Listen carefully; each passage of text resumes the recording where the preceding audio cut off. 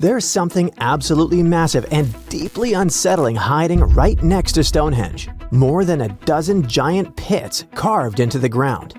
They're all spaced with eerie precision and form a perfect circle, more than a mile wide. For years, nobody could explain them. They were too big to be animal traps, too organized to be natural sinkholes, and way too deliberate to be random. And the biggest question was, who had the power, knowledge, and reason to reshape the land on this scale 4,000 years ago?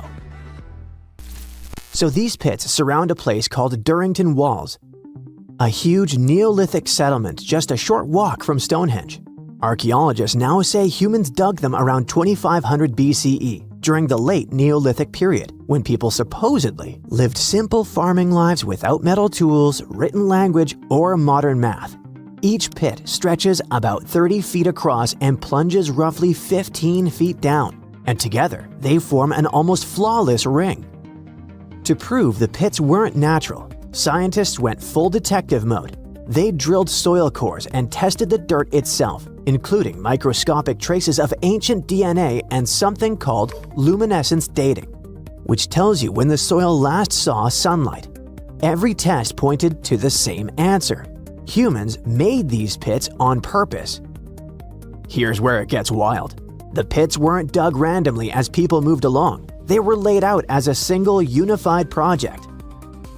That means Neolithic builders had to visualize a massive circle, measure distances across open land, and coordinate teams over a huge area without any GPS, drones, or even aerial maps. All they had were people, ropes, wooden tools, and shared knowledge. So why would they invest so much effort and do this? Archaeologists think the pits formed part of a ritual landscape, not a practical one. Durrington Walls already looks like a place where people gathered for ceremonies, feasts, and seasonal events. The pit circle may have marked a sacred boundary. It could have separated ordinary land from a spiritually charged space. Some researchers think the pits symbolized a border between the world of the living and the underworld. The scale of the structure is pretty impressive. It may be one of the largest prehistoric monuments ever built in Britain, even bigger than Stonehenge itself when you look at the total area. And unlike Stonehenge's towering rocks, this monument stayed invisible for thousands of years, quietly hiding under the grass. Generations walked over it without knowing they were standing inside a gigantic ancient design. For a long time, we underestimated ancient people. We imagined them reacting to nature instead of shaping it. But discoveries like this keep proving that wrong. The builders of Durrington Walls didn't just live in the landscape, but engineered it. They thought in terms of geometry, symbolism, and long-term meaning. And this isn't the only case. All over the world, thanks to new technology, scientists keep finding proof that ancient humans worked on massive scales with shocking precision. In the Amazon rainforest, researchers found traces of 2,500-year-old cities hiding beneath the jungle canopy. Scientists spent more than 20 years exploring the area on foot before technology finally cracked the case. The LiDAR technology, which is like X-ray vision that surveys a landscape using lasers to digitally peel away the jungle, scanned a massive area of over 100 square miles. It helped to spot more than 6,000 rectangular earthen platforms, which are likely used as homes or public buildings. They also found agricultural terraces, drainage systems, and carefully shaped farmland. This wasn't a random settlement. It was well planned. At least 15 distinct settlements appeared, all connected by wide, straight roads that cut cleanly through the landscape. These roads didn't follow rivers or slopes as you'd expect. They crossed each other at perfect right angles, forming a grid. The researchers believe people from the Kilimope and Upanu cultures lived there between about 500 BCE and 300 to 600 CE. They farmed corn and sweet potatoes, reshaped the land, and built a system that lasted for centuries. Discoveries like this prove something huge. Far more people lived in the Amazon than scientists ever thought. Tens of thousands, maybe even hundreds of thousands. And they didn't just survive there. they engineered the landscape. Just like at Durrington Walls, the real story hid in plain sight until technology caught up. Then there's Peru, with one of archaeology's biggest headaches, the Nazca lines. These gigantic designs of animals, plants, and geometric shapes stretch across the earth like an ancient message, so huge that only birds or satellites can see them properly. For decades, people have tried to figure out why the Nazca people made them, how they did it, and what those massive patterns mean. And until recently, the mystery stayed stubbornly unsolved. Walking the desert or flying over it, archaeologists would spot lines and figures and wonder if anything was missing. But the ones already known were just the tip of the iceberg. Traditional fieldwork, with people on the ground slowly mapping things out by hand, took forever, and even then, dozens of smaller designs were just too faint for the unassisted eye. So, instead of scanning the desert on foot, researchers taught artificial intelligence how to see patterns in aerial and drone imagery. They fed terabytes of pictures into trained models, and AI began flagging shapes, curves, and ancient outlines that had been hiding for centuries. In just about 6 months, it identified 303 previously unknown geoglyphs in the Nazca Desert.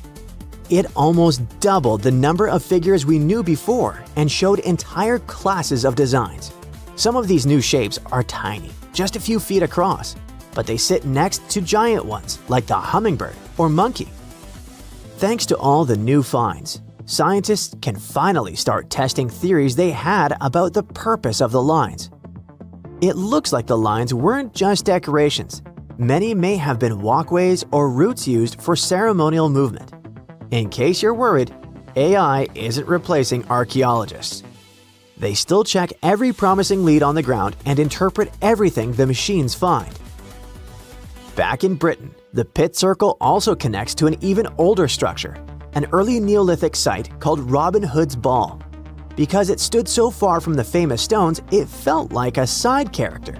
But it turns out Robin Hood's Ball is from around 3600 BCE, which makes it about 500 years older than Stonehenge itself. It's what archaeologists call a causewayed enclosure, which sounds fancy but really means a big circular earthwork made of ditches and banks. Instead of one clean trench, the ditches are broken into short segments with little gaps in between. And instead of keeping people out, it probably brought them together. Archaeologists think these enclosures worked as gathering places, spots for meetings, feasts, rituals, and social bonding among the first farming communities. Then came the twist no one expected. While preparing land at Lark Hill, a hillside northeast of Stonehenge, for new military housing, archaeologists found signs of another causewayed enclosure. This discovery flipped the map upside down. The landscape wasn't growing outward from Stonehenge, it was already alive long before the stones ever went up. As researchers dug deeper, they found hundreds of flint tools, beautifully made leaf-shaped arrowheads, chunks of human skull, and pieces of antler, likely used as digging tools. Then came the pottery.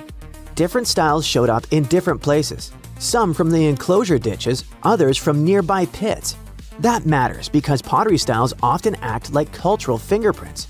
The mix suggests something big. Different groups of people were visiting the same place and brought their own traditions, tools, and objects with them. All of this changes how we see Stonehenge. The stones didn't appear out of nowhere. They rose in a landscape already loaded with meaning, memory, and movement.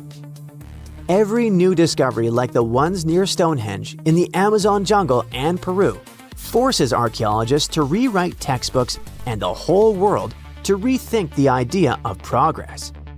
It turns out that ancient people made up for the absence of steel and electricity with observation, creativity, and shared meaning. Stonehenge is famous, but it isn't the oldest UK monument of its kind in England. That title belongs to Flagstones, a site that predates Stonehenge by about 200 years. In fact, it's possible that whoever built Stonehenge might have been copycats, or perhaps, as some prefer, inspired by flagstones. Let's start unraveling the mystery of flagstones by looking at its exact age. To crack this ancient puzzle, scientists turned to a powerful technique: radiocarbon dating prehistoric monuments. This method works on organic materials like wood, bone, or charcoal that are up to about 60,000 years old. Each of these materials contains something called carbon-14. When an organism passes away, its carbon-14 starts to break down at a predictable rate. By measuring how much is left, scientists can estimate the age of these ancient objects. The method is really impressive, so it doesn't come as a surprise that the inventor of this method was awarded the Nobel Prize. Radiocarbon dating has revealed that people built flagstones around 3,200 BCE, making it older than even the earliest parts of Stonehenge. But the mystery of flagstones is just beginning to unfold. Flagstones is located in Dorset, in southwest England, about 37 miles away from Stonehenge. It was discovered in the 1980s when workers were building a new road. Archaeologists dug up a huge circular ditch about 330 feet wide, made with overlapping pits. Inside the pits, they found the remains of at least 7 people, a cremated adult, 3 young individuals, and 3 other adults whose bodies were partly cremated.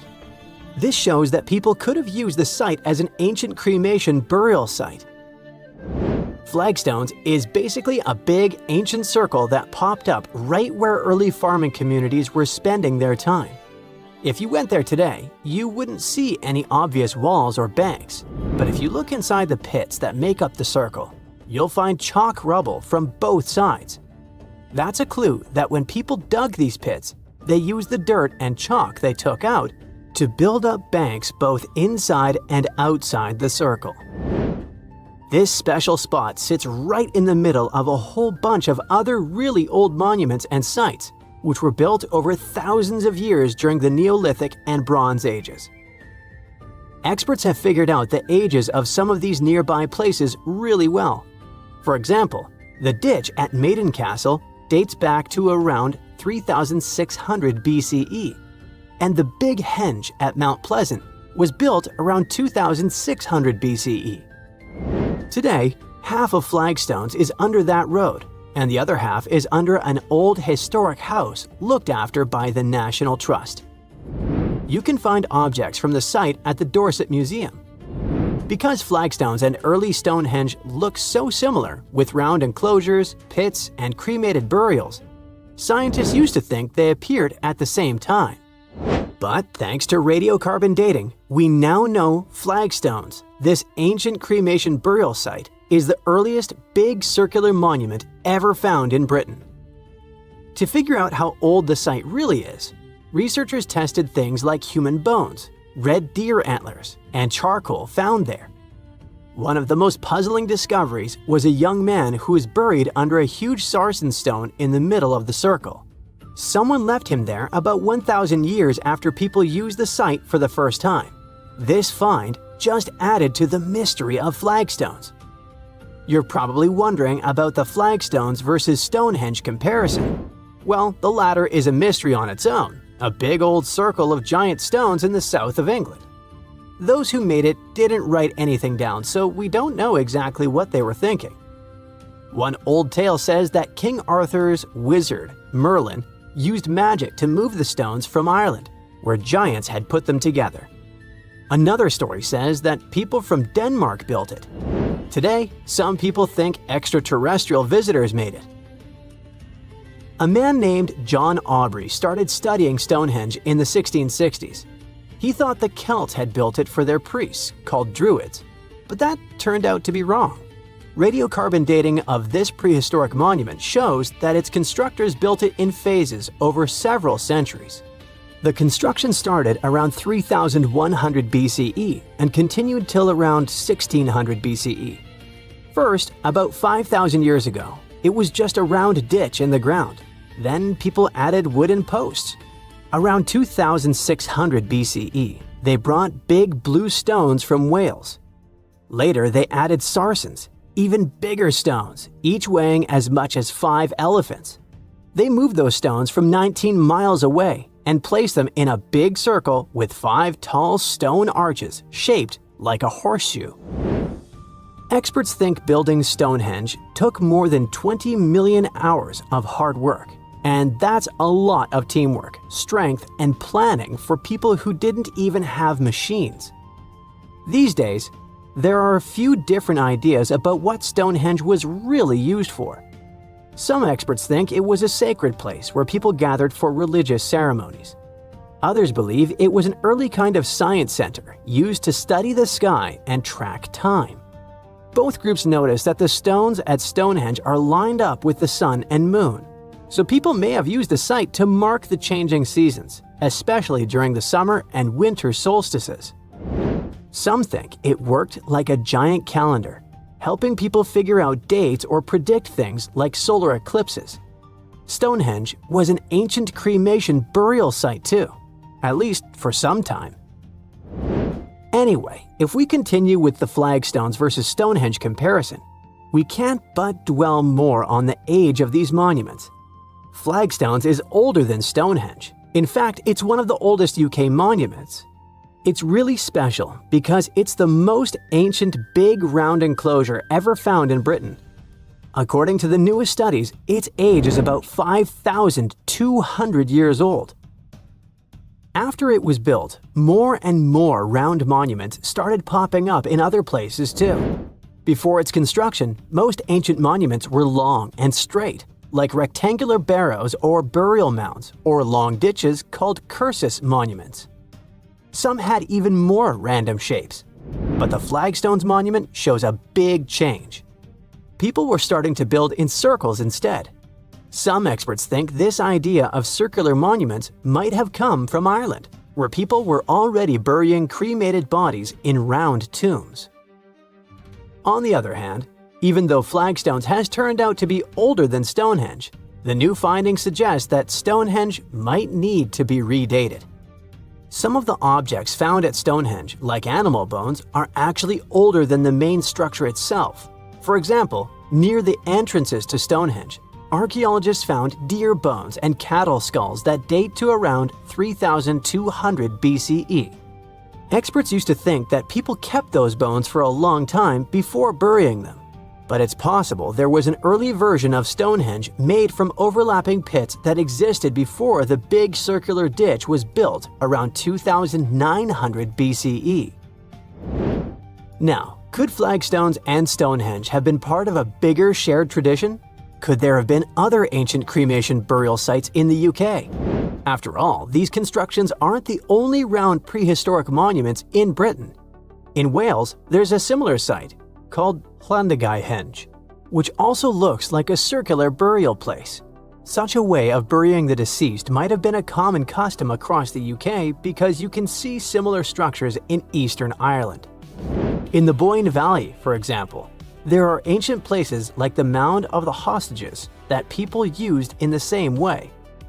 Now, researchers want to do more digging in Ireland to see if some of those monuments were built before 3,200 BCE. If they're even older than flagstones, they might help explain where the idea of building round burial sites started and why people across Britain and Ireland were building them. The more we learn, the better we'll understand what these sites were really for and how the people back then might have shared beliefs and traditions across the sea. Hopefully, one day, we'll figure out the mystery of flagstones, one of the oldest monuments in the UK. Stonehenge took approximately 20 million man-hours to build. For comparison, an average human doesn't live much over 700,000 hours. This is Jack, one of the first builders of Stonehenge. Let's say Jack lived to be 80 years old, which is extremely improbable, but it makes it easier for me to crunch the numbers, thanks. If Jack had spent his entire life, from age 0 to age 80, working on the Stonehenge project, it would have required approximately 28.5 generations of people doing the same thing to complete it. That's next to impossible. To make it more plausible, let's multiply that by 2. After all, Jack wouldn't want to dedicate his entire life to moving stones, and he didn't live to be that old. Thus, we arrive at around 57 generations needed to build Stonehenge. That's not enough room on the screen for me to introduce John. Jack's great, you get the drift, grandson. So it all began around 5,000 years ago with just a simple circular earthen bank and ditch. Fast forward to around 26,000 BCE, and the builders replaced that initial structure with a complex arrangement of wooden posts and brought in around 80 dolerite bloom stones from Wales, which were rearranged at least 3 times. Then, a few hundred years later, they added those massive sarsen stones, each weighing around 25 tons. These enormous sandstone blocks were transported about 19 miles to create a continuous outer circle, with 5 trilithons, 2 upright stones topped with a lintel, forming a horseshoe shape inside. It was a millennium-long building process that demanded years of hard work. So, people must have lived nearby, right? But how would they have found shelter back then? Today, we have houses for builders on site, small accommodations that serve as temporary housing. But structures like this definitely didn't exist when Stonehenge was constructed, did they? Well, actually, they existed, and some recent archaeological digs near Stonehenge prove it. Archaeologists found this Stone Age eco-home, which is a huge deal since it's one of the earliest settlements in the area. This newly uncovered Mesolithic home dates back to around the year 4300 BCE. Let's take a closer look at this house, shall we?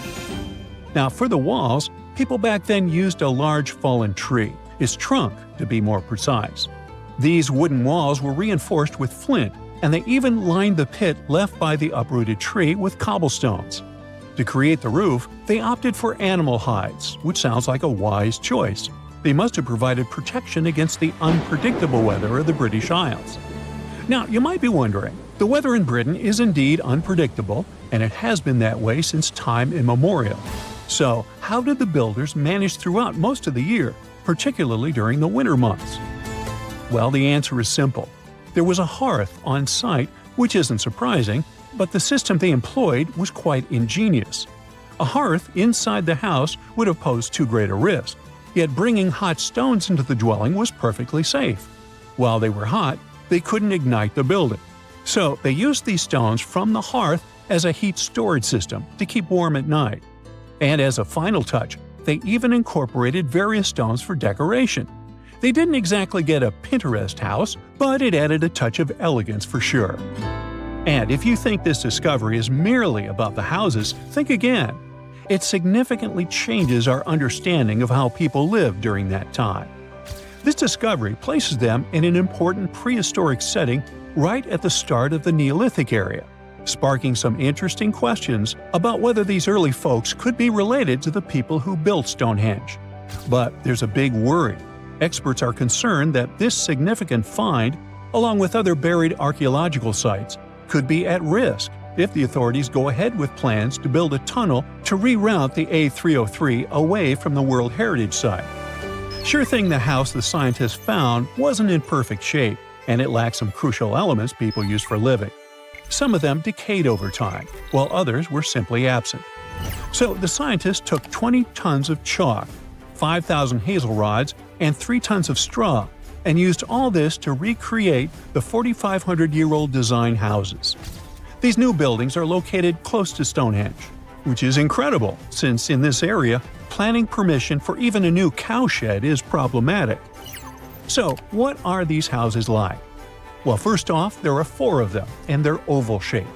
They're built on the foundation of real houses that stood there about 4,500 years ago, just around the time the Stonehenge Eco House was going up. The houses aren't very big, they're single-room structures. When it comes to dimensions, it was straightforward to estimate since we could gauge the size of the roof and the height of the walls based on the foundations. Each side measures about 16 feet.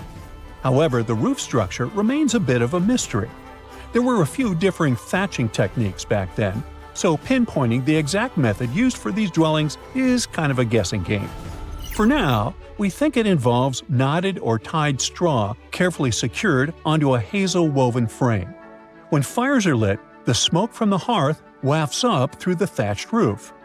Now, remember those 20 tons of chalk? That was needed for the floors and walls. The white chalk walls and floors reflect sunlight and capture heat from the fire. But here's the kicker. the builders encountered a challenge because the ground was so waterlogged that some of the chalk floors took weeks to dry out. By the time they should have been bone dry, they were still as sticky as chewing gum. Now, it's safe to say people 4,500 years ago faced similar struggles, and we can really appreciate what they went through while building their homes. The final layer of daub was applied using rags, giving a smooth, almost shiny finish that looks surprisingly classy.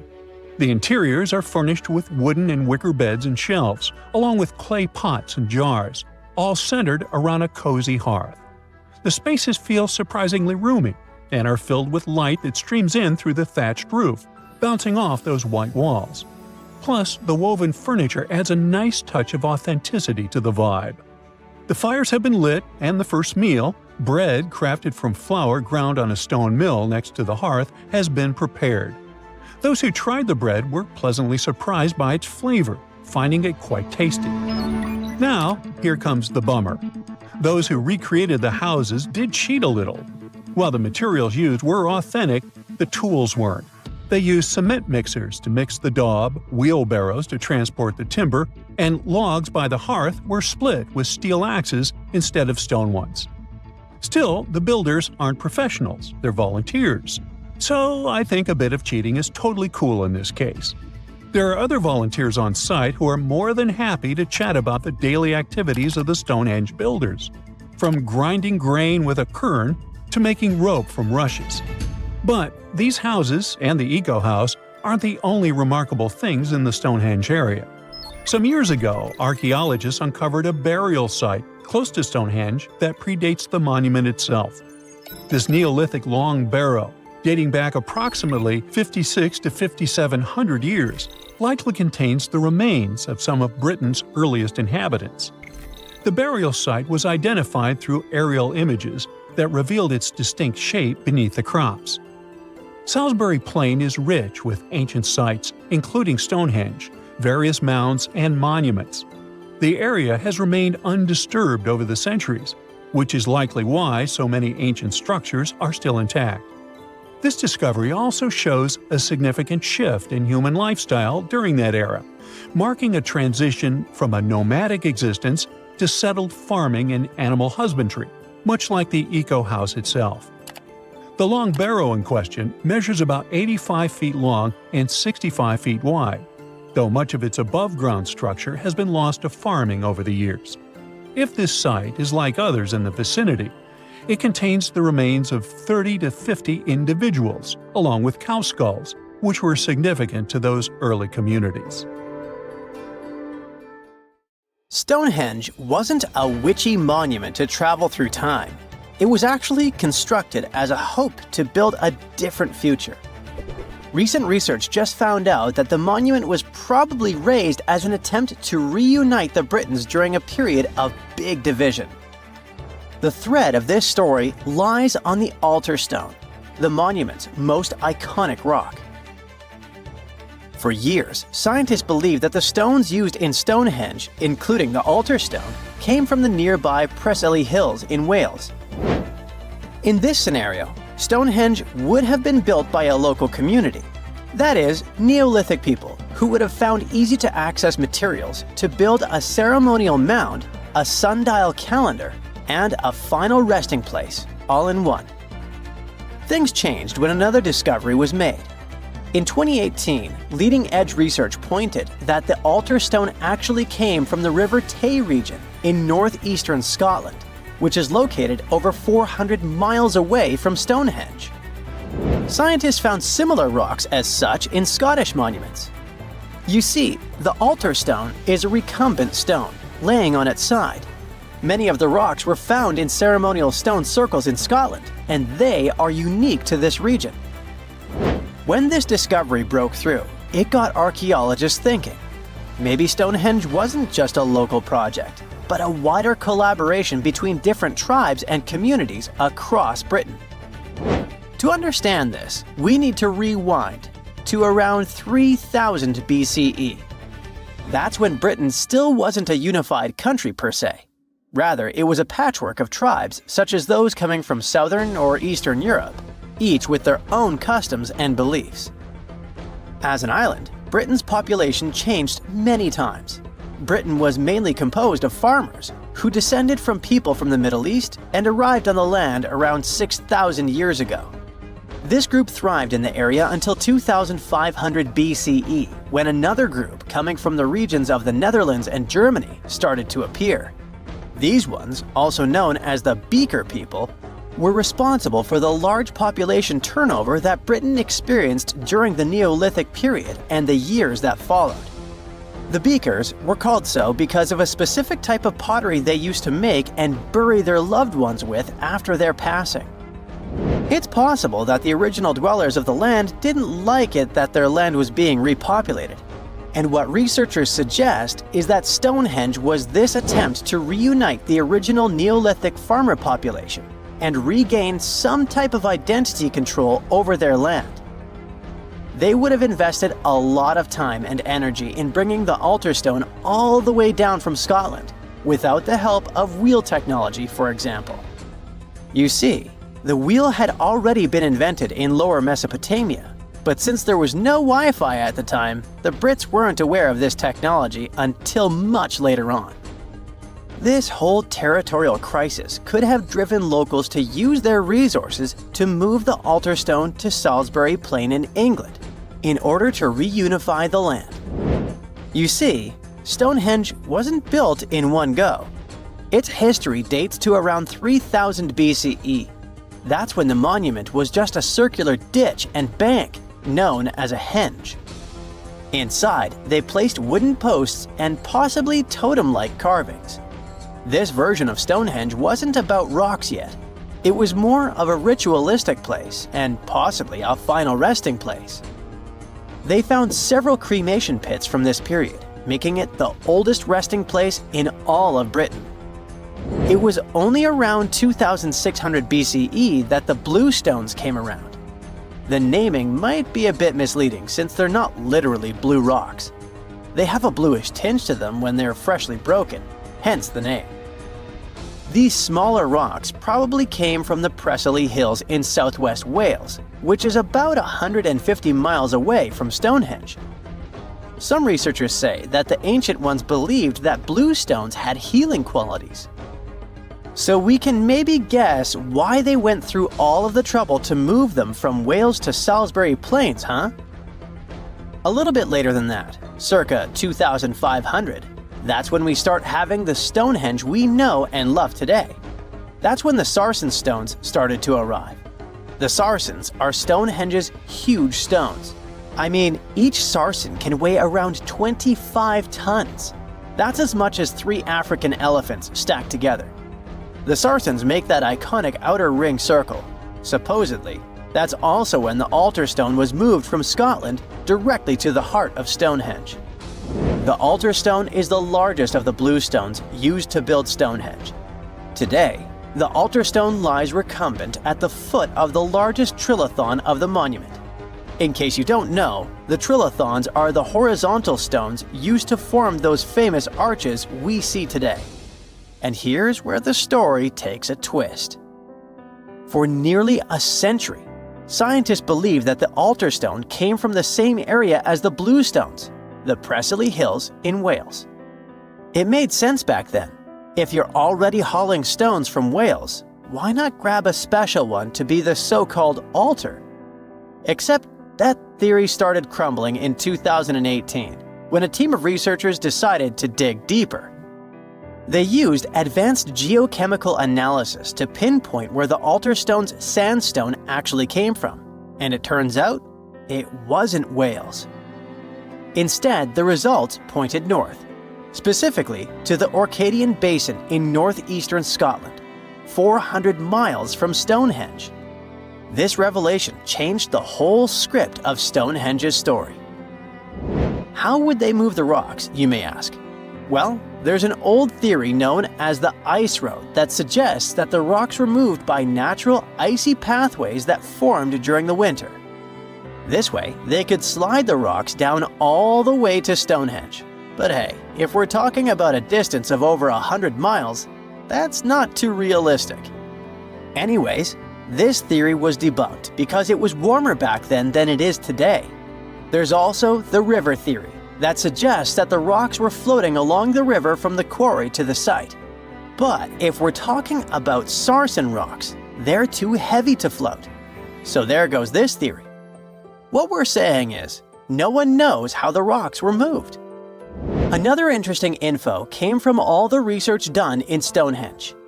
A recent laser survey of the stones revealed the different stone working methods used and has shown that some parts of the monument were more carefully finished than others. In particular, the northeast side and the inner faces of the central trilithons were finely dressed. FYI, a trilithon is one of Stonehenge's most famous shapes.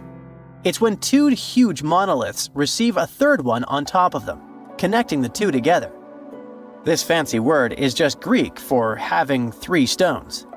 But anyway, the bigger question, and maybe why Stonehenge is so famous, is why it was built in the first place.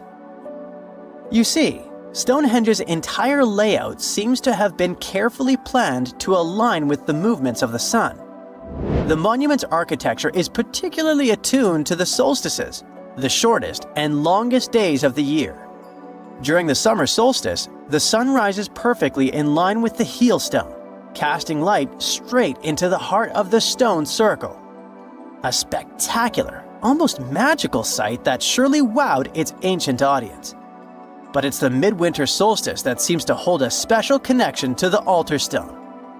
As the sun sets on that day, its light aligns with the altar stone at the center of Stonehenge.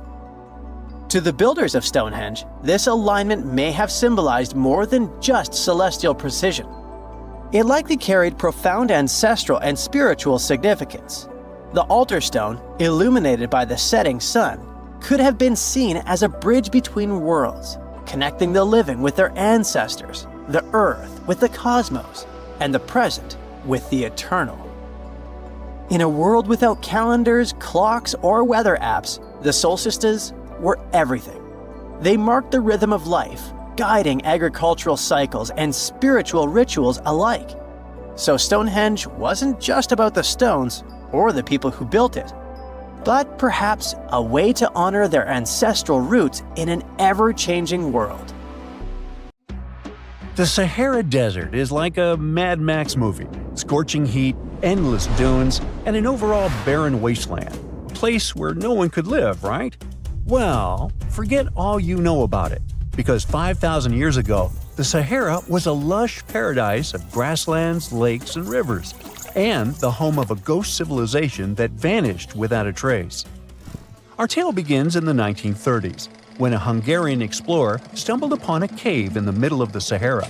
Inside, he found something bizarre: ancient rock paintings of people swimming in a lake, surrounded by giraffes, hippos, and crocodiles. At the time, everybody shrugged it off as some symbolic depiction of the afterlife, because really, who would imagine a lake in the Sahara? Well, fast forward some 70 years later, when a group of archaeologists made a discovery that flipped the script. In a rock shelter in Libya, they unearthed 15 mummies, along with baskets, ceramic pots, and other everyday items. This may look like prehistoric junk to most people, but to archaeologists, it was like uncovering a key piece of evidence. Those people weren't just passing through, they lived here. You see, those weren't just any mummies. They were some of the oldest naturally mummified humans ever found, dating back over 7,000 years. Take that, Egypt.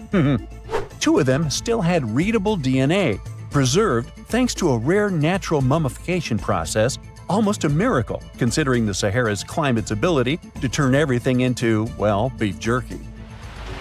Scientists struggled to understand where those mummies came from for a while, because the mitochondrial DNA they recovered was not helpful at all. But thanks to scientific progress, they eventually managed to do a full genome analysis that revealed some weird secrets. Those people belonged to a human lineage that was completely unknown, and they lived isolated from the rest of humanity for thousands of years. For decades, researchers assumed that the place where they lived, the Green Sahara, was like a prehistoric highway, a lush corridor that humans and animals used to migrate between sub-Saharan Africa and the Mediterranean. But the mummies demolished that theory, like a hippo sitting on a sandcastle.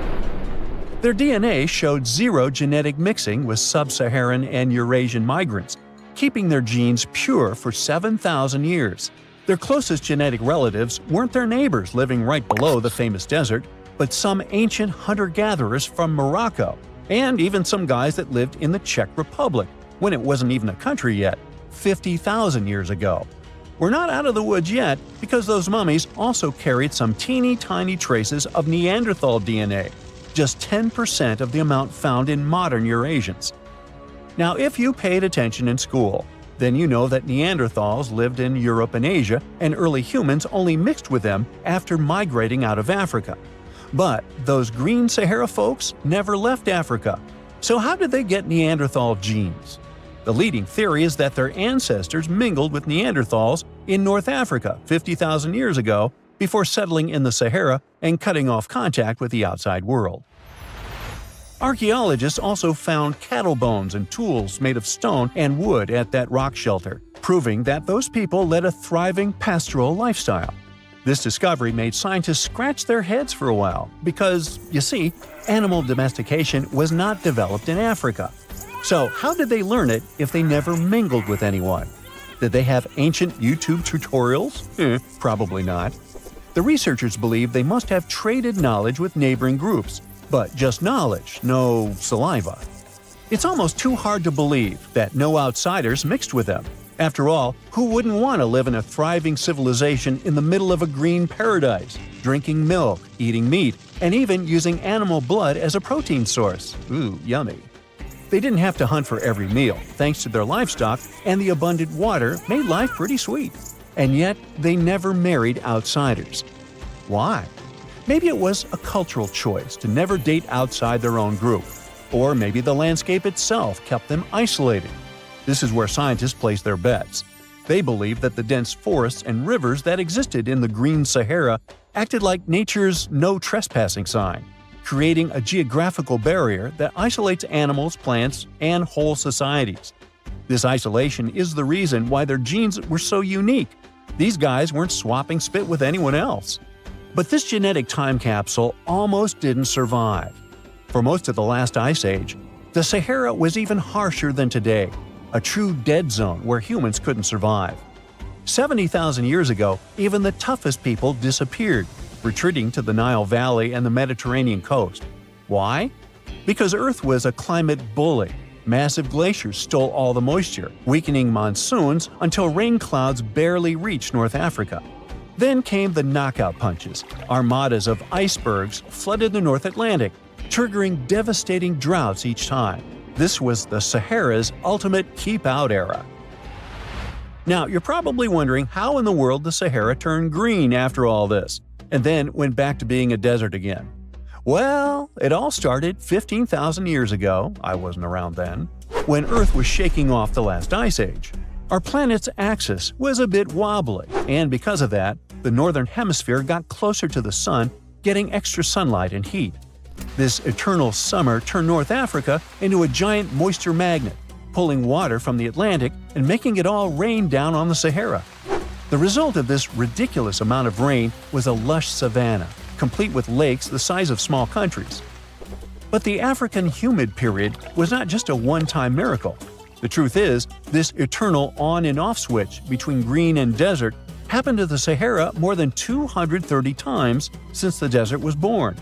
During one of these events, the Sahara even expanded, getting bigger than it is today. So when the Green Sahara showed up, you can bet it brought the ultimate ecosystem glow-up. This wasn't just a light dusting of grass. We're talking full makeover. The transformation was so complete, it even reshaped animal populations. Cheetahs suddenly struggled with the new prey dynamics, while rodents like the multi-mammate mouse thrived in the suddenly abundant grasslands. But don't pack your prehistoric swim trunks just yet. This paradise had teeth. The Sahara was an ecological maze of crocodile-infested rivers, malaria-carrying mosquitoes, and big cats lurking in the tall grass. Crossing it would have been like playing a real-life game of Hungry Hungry Hippos. This is probably why more groups didn't settle permanently. The Sahara's climate cycled between wet and dry every 20,000 years, hardly a stable zip code. For most ancient people, it was smarter to treat the Green Sahara like an all-you-can-eat buffet, grab resources and leave before the desert returned. Still, this Green Sahara period lasted for 10,000 years, giving our mystery shepherds plenty of time to thrive. But around 5,000 years ago, Earth's axis shifted again, the rains moved away, and the Sahara dried up faster than a puddle in July. As the desert returned, the shepherds from the Green Sahara had no choice but to pack up their livestock and leave. Some researchers believe they migrated toward the Nile, laying the groundwork for ancient Egypt, so I guess their legacy lives on. Besides, their pure lineage may be extinct by now, but some faint genes of the mummies can still be found in the people that live in North Africa today. But the introvert mummies were not the only ones using the Green Sahara as an Airbnb. They actually had neighbors just around the corner, in a lakeside village in Niger to be exact. Those people thrived for 5,000 years and left behind the oldest Sahara Desert cemetery, including a man buried in a turtle shell, a grinning Halloween man with filed teeth, and a heartbreaking family embrace frozen in time, victims of the very waters that sustained them. Eventually, those people disappeared too, just like it happened to our antisocial friends. This proves that this desert outsmarts everyone, with a landscape that gives paradise with one hand and takes it away with the other. Waves are crashing higher than ever before, about to swallow one of the world's most mysterious islands.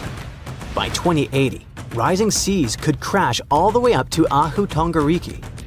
It's the famous ceremonial platform on Rapa Nui, aka Easter Island. Unfortunately, that's not just a guess. Researchers at the University of Hawaii at Manoa have already run the numbers and shared their findings in the Journal of Cultural Heritage. Their study shows that up to 51 other cultural landmarks, including the iconic Moai statues, could face flooding. But before we get to all that drama, let's learn more about Rapa Nui itself. This is the original name of Easter Island. People from Polynesia settled there way back, around 300 CE. Once they made themselves comfortable, they started creating their own wild and creative culture. Between the 10th and 16th centuries, they built massive ceremonial platforms called ahu and huge statues called moai, made to honor ancestors. Those giant figures still stand today, giving the island a mysterious vibe. Rapa Nui National Park protects all this.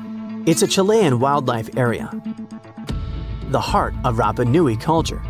The architecture and sculptures here are totally unique, even compared to other Polynesian islands. Easter Island is super remote, literally the farthest inhabited island in the world, sitting 2,300 miles from mainland Chile. The island covers 64 square miles, and the World Heritage Site takes up about 27 square miles, including 4 tiny nearby islets. Rapa Nui National Park is full of archaeological treasures. Experts estimate there are about 900 moai, more than 300 ahu, and thousands of other structures for farming, funerals, houses, and daily life. The moai are incredible. Some stand 6.5 feet tall. Others reach almost 66 feet. Most were carved from yellow-brown lava using simple basalt tools called toki. Some moai were still being carved. Some were being moved to their final ahu, and some were torn down and re-erected. The quarries, like Rano Raraku, show us today how the carvings were made. The ahu come in all shapes and sizes. The biggest is Ahu Tongariki, with 15 moai lined up on top of it. Most ahu have a raised platform of carefully worked stones, a ramp, often paved with smooth beach pebbles, and a flat area in front. Rock art is everywhere. You can find pictographs and petroglyphs in all kinds of styles. Caves hide even more carvings. Even villages, farms, and other structures are super interesting. By the 16th century, according to studies, the Rapa Nui society faced a big crisis. Natural resources ran low. The culture started to change. Many of the megalithic monuments were ruined. The ancestor cult was replaced by the man-bird cult. It was centered in Orongo by the Ranokau volcano. There are 54 semi-underground stone houses there, all shaped like ellipses and decorated with carvings about birds and fertility. This cult lasted until the mid-19th century. It's probably no wonder that colonization brought huge changes. Livestock, forced relocation, and diseases cut the native population to barely over 100 people. Today, the island is home to descendants of the original Rapa Nui people as well as immigrants. They try to keep the culture and still live in the modern world. Sadly, all that heritage might be lost soon, for good. And if nothing is done, rising seas could put Rapa Nui's UNESCO World Heritage status at risk. Scientists say that knowing these risks are just the first step. If we actually realize what's happening, we can figure out how to protect ancient monuments. The team wanted to see just how bad rising seas could get for Rapa Nui. So, they built a digital twin of the island and ran insanely detailed computer models to track waves along the shore. Then they stacked those flood maps on top of data about all the cultural landmarks which they got thanks to local partners. They wanted to see which ones would get hit first. The results were pretty intense. Sea level rise is threatening coastlines everywhere, but the question now is when and how bad. The researchers' timeline shows that waves could crash all the way to Ahutonga Riki by 2080. That's the famous platform with the Moai statues, the heart of the island's culture. The data is clear and the clock is ticking. The island's people need to start planning now before the sea starts taking what's theirs. And Easter Island isn't the only potential disaster site suffering from the elements. The old city of Chanchan in Peru is feeling the heat from extreme weather. It used to be the capital of the Chimu Empire and is basically the biggest pre-Columbian city made out of earth in the Americas. The place was super advanced for its time. They had smart city planning, organized society, irrigation systems, and some amazing art. The Incas took over in the 1400s, but the ruins still show how sophisticated the Chimu were. It's now a UNESCO World Heritage Site, and it's really important. And now, El Niño. The warm phase of a natural climate cycle called El Niño Southern Oscillation brings both heavy rains and long droughts to this place. These ups and downs have happened forever, but now they occur more often. Besides, rising groundwater is making the buildings unstable. To fight this, people are controlling the water table, fixing walls, documenting the architecture, training locals, raising awareness, and making disaster plans. Storms and shrinking sea areas are also causing problems for the 19th century whaler settlement on Herschel Island in Canada. It's so bad that buildings had to be moved inland to stay dry and avoid flooding. If erosion keeps going, locals might have to move them even more, and some structures are likely to be abandoned. Permafrost is also breaking down graves, which makes buried caskets topple and break. If we move to the mosque city of Bagarat in Bangladesh, we'll find that water and salty soil are wrecking stone buildings. Salt gets into the rocks and then expands when it gets wet. This causes the stones to crack and crumble faster. And this place is a UNESCO World Heritage Site too. It contains 360 mosques, public buildings, water tanks, mausoleums, bridges, roads, and other public buildings. People once constructed them from baked brick. Another place potentially in danger from rising seas and stronger waves is coastal Great Britain. There, weather conditions are threatening lots of historic castles. Hurst Castle in Hampshire, Tintagel in Cornwall, Peel Castle in Cumbria, Bayard's Cove Fort in Devon, Garrison Walls in the Isle of Scilly, and Kelshot Castle in Southampton all face danger. English Heritage says they need to fix walls and build stronger defenses to stop storm damage. Heavy rains and extreme weather are also hitting Edinburgh in Scotland. Flooding and landslides are a serious growing risk. Since 1970, annual rainfall has gone up 13%. The sandstone repeatedly gets wet and dries, which wears down Edinburgh Castle and erodes the volcanic rock it stands on. Is it going to topple one day? If nothing is done soon, time will show, I guess. Another super famous and touristy place that might get flooded soon is Venice in Italy.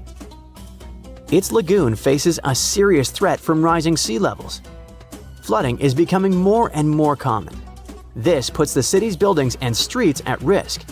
So, as you see, the problem of Rapa Nui aren't unique. Other coastal places like Hawaii face the same threat from rising seas. Ancient temples, sacred burial grounds, and other irreplaceable cultural sites are at risk, just like the moai and ceremonial platforms of Easter Island. The rising waters don't just threaten buildings, they put the history, traditions, and identity of entire communities in danger. Researchers are using data on coastal flooding to predict what could happen to Rapa Nui and other historical spots. They're mapping the risks, studying how seas will rise, and searching for ways to protect those precious places. The clock is ticking, and without action, some of the most sacred and ancient sites could be lost forever. Ever since Plato wrote about the allegory of Atlantis, humanity has been fascinated with the possibility of the discovery of a thriving underwater civilization. Fancy joining me on a trip to a few historic underwater sites? Let's see what we can find out about ancient civilizations. The first one on our list is what is being called the underwater Stonehenge. Scientists have recently discovered a mysterious pile of cairns that stretch for miles under the shimmering waters of Lake Constance at the borders of Switzerland, Germany, and Austria. Archaeologists began to explore the site back in 2015, and they haven't been able to understand yet what it was actually used for. What they do know is that there is a 12-mile line of 170 human-made stone cairns under Lake Constance. Scientists say this was most likely the result of a combined work of several villages. The cairn site was probably used for some collective purpose. The formations are huge. Some of them are several dozen feet wide. The most amazing discovery so far is that the site dates back to around 5,500 years ago. Now, what were we humans doing back then? We were living in the prime years of the so-called Stone Age. We were beginning to make artifacts from stone and use them to hunt and eat. Can you imagine what a knife and fork might have looked like back in those days? It's no coincidence that scientists call this site the underwater Stonehenge, though. Both sites are believed to have been built around the same period of time. You see, Stonehenge dates back to around 3100 BCE. Both sites carry the distinct characteristic of stone monuments built in a circle. Not to mention the fact that scientists also haven't figured out why on earth our early ancestors would feel the need to build a monument such as Stonehenge. Well, the mystery of Lake Constance hasn't been solved yet. Who were the Neolithic people from this area? And for what purpose did they go through such an amount of work and effort to build this huge stone site? Next, we're taking you on a tour of the Ryukyu Islands just off the coast of Japan. You're diving deep down to an archaeological site.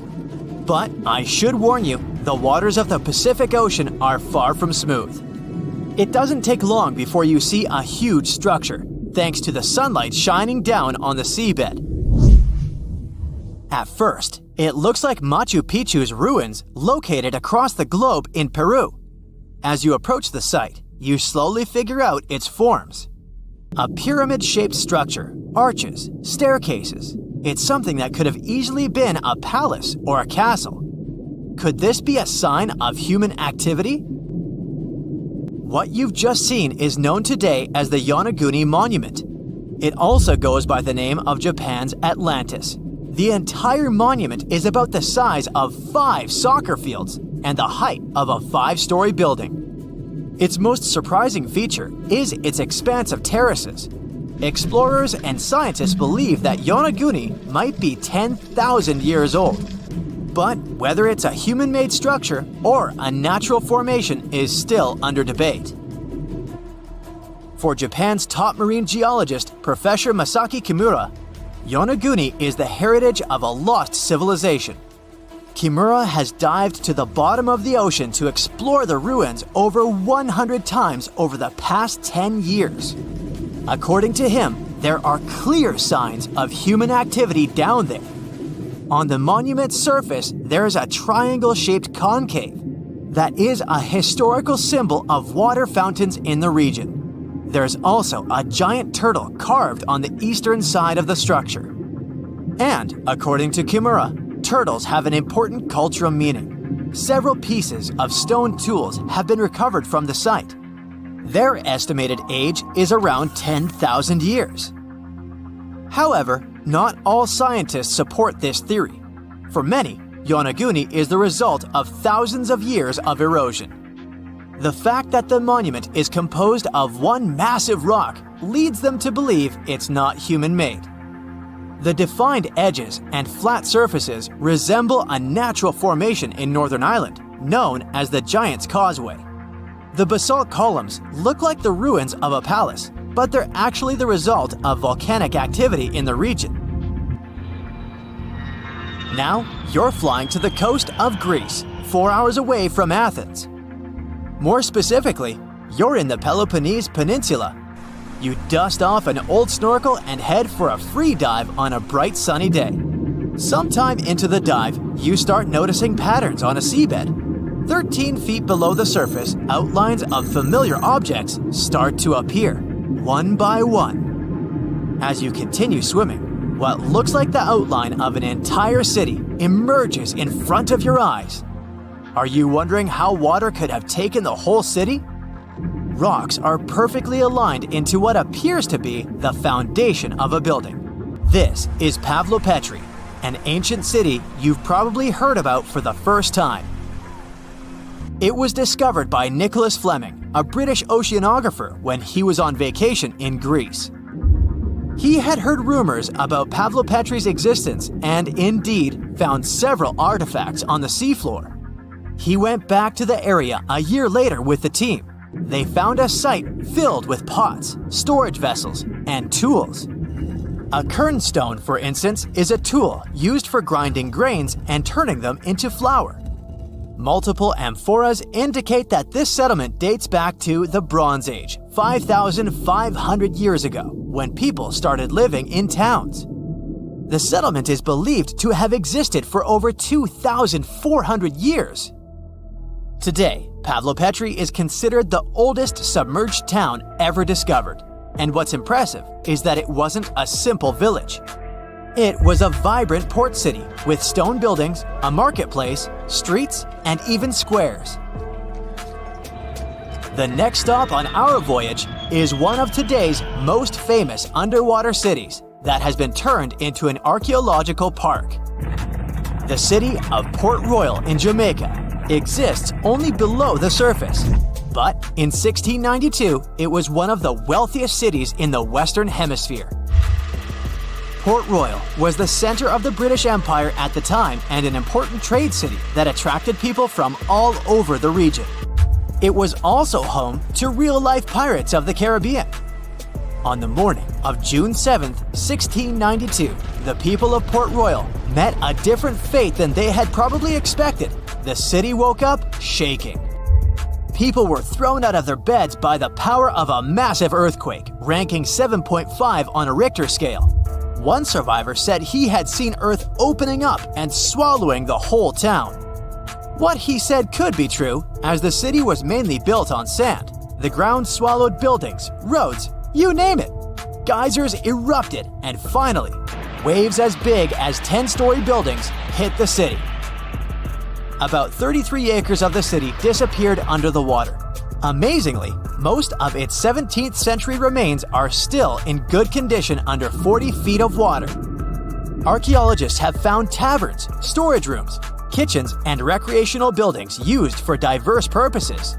You can also see a grand lion statue, a submerged bridge, and many picturesque arches. Of course, I saved the best for last: India. Just off its coast lies another sunken marvel. A site known as the Lost City of Cambay is located in the Gulf with a similar name. It remained undiscovered until 2001, when the National Institute of Ocean Technology made a routine water assessment. With the help of sonar technology, which sends a wave sound to the bottom of the sea, they found something far beneath the surface. Images showed well-defined geometric shapes spread along a 5-mile stretch. The remains date to more than 9,500 years ago, meaning this civilization was lost at around the end of the Ice Age. Debris recovered from the site included construction material, pottery, beads, sculptures, and even bones. Scientists argue whether these artifacts are indeed from the site, but if they truly are, then the lost city of Cambay might be the oldest civilization in the world. You're digging in Egypt's famous Saqqara necropolis, also known as the ultimate VIP graveyard for pharaohs, when suddenly you find a giant pink door hiding something no one knew existed. Behind this giant stone door, one that wasn't supposed to open, by the way, you find a lost tomb of Egyptian royalty. Alright, history lovers, it's time to buckle up because archaeologists just pulled off something straight out of an Indiana Jones movie. Let's travel all the way to Saqqara, one of Egypt's most mysterious and treasure-packed ancient sites. The star of the show? The prince you've probably never heard of, Prince Userefre, son of King Userkaf. No one important, just, the founder of Egypt's 5th dynasty. No big deal. But the way his tomb was discovered. It all started with a massive door, made of pink granite, no less. But this isn't just a regular stone slab. This thing is about 14 to 15 feet tall and 4 feet wide. A giraffe could easily walk through it.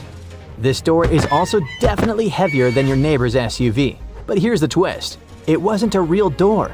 It was a false door, a symbolic gateway meant to allow the spirit of the deceased to pass between the world of the living and the afterlife. Normally, that's where the story ends. After all, false doors are common in tombs. But this one was extra special. You see, false doors were usually made out of limestone, which was pretty common and found everywhere in Egypt. To build one out of red or pink granite, people had to bring these rocks from a quarry located 400 miles away. And you can bet this wasn't a cheap trip. According to Egyptologists, this is the first time a false door of this size and material has ever been found in Egypt, making it a totally unique piece of architecture. Aside from being super expensive, this one had a surprise behind it too. When the team of researchers investigated further, they realized that this false door actually hid a real entrance. And what did it lead to? A hidden tomb, packed with statues, relics, and secrets from over 4,000 years ago. The tomb belonged to Prince Userefre, but you can call him Wasar Efra, or Wasar Efra too. Despite being totally erased from history, this fella was no minor noble. The hieroglyphs on the pink granite door listed him as the hereditary prince, governor of Buto and Nekeb, royal scribe, minister, judge, and priest of chance. Phew! He was like the ancient Egyptian version of Daenerys Targaryen. These inscriptions not only identify his political and religious roles, but also suggest he held significant power in Lower and Upper Egypt, bridging both regions through his titles. One title in particular, the Priest of Seker, links him to the deity of the necropolis, the one with the falcon head.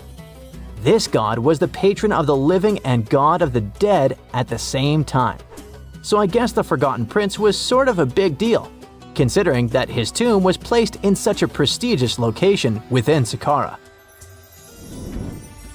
What's even more mysterious is that Prince Userefre doesn't appear in official king lists or royal family trees, which makes us wonder if he passed away before he could rule, or if his legacy was deliberately erased in one of ancient Egypt's classic political dramas.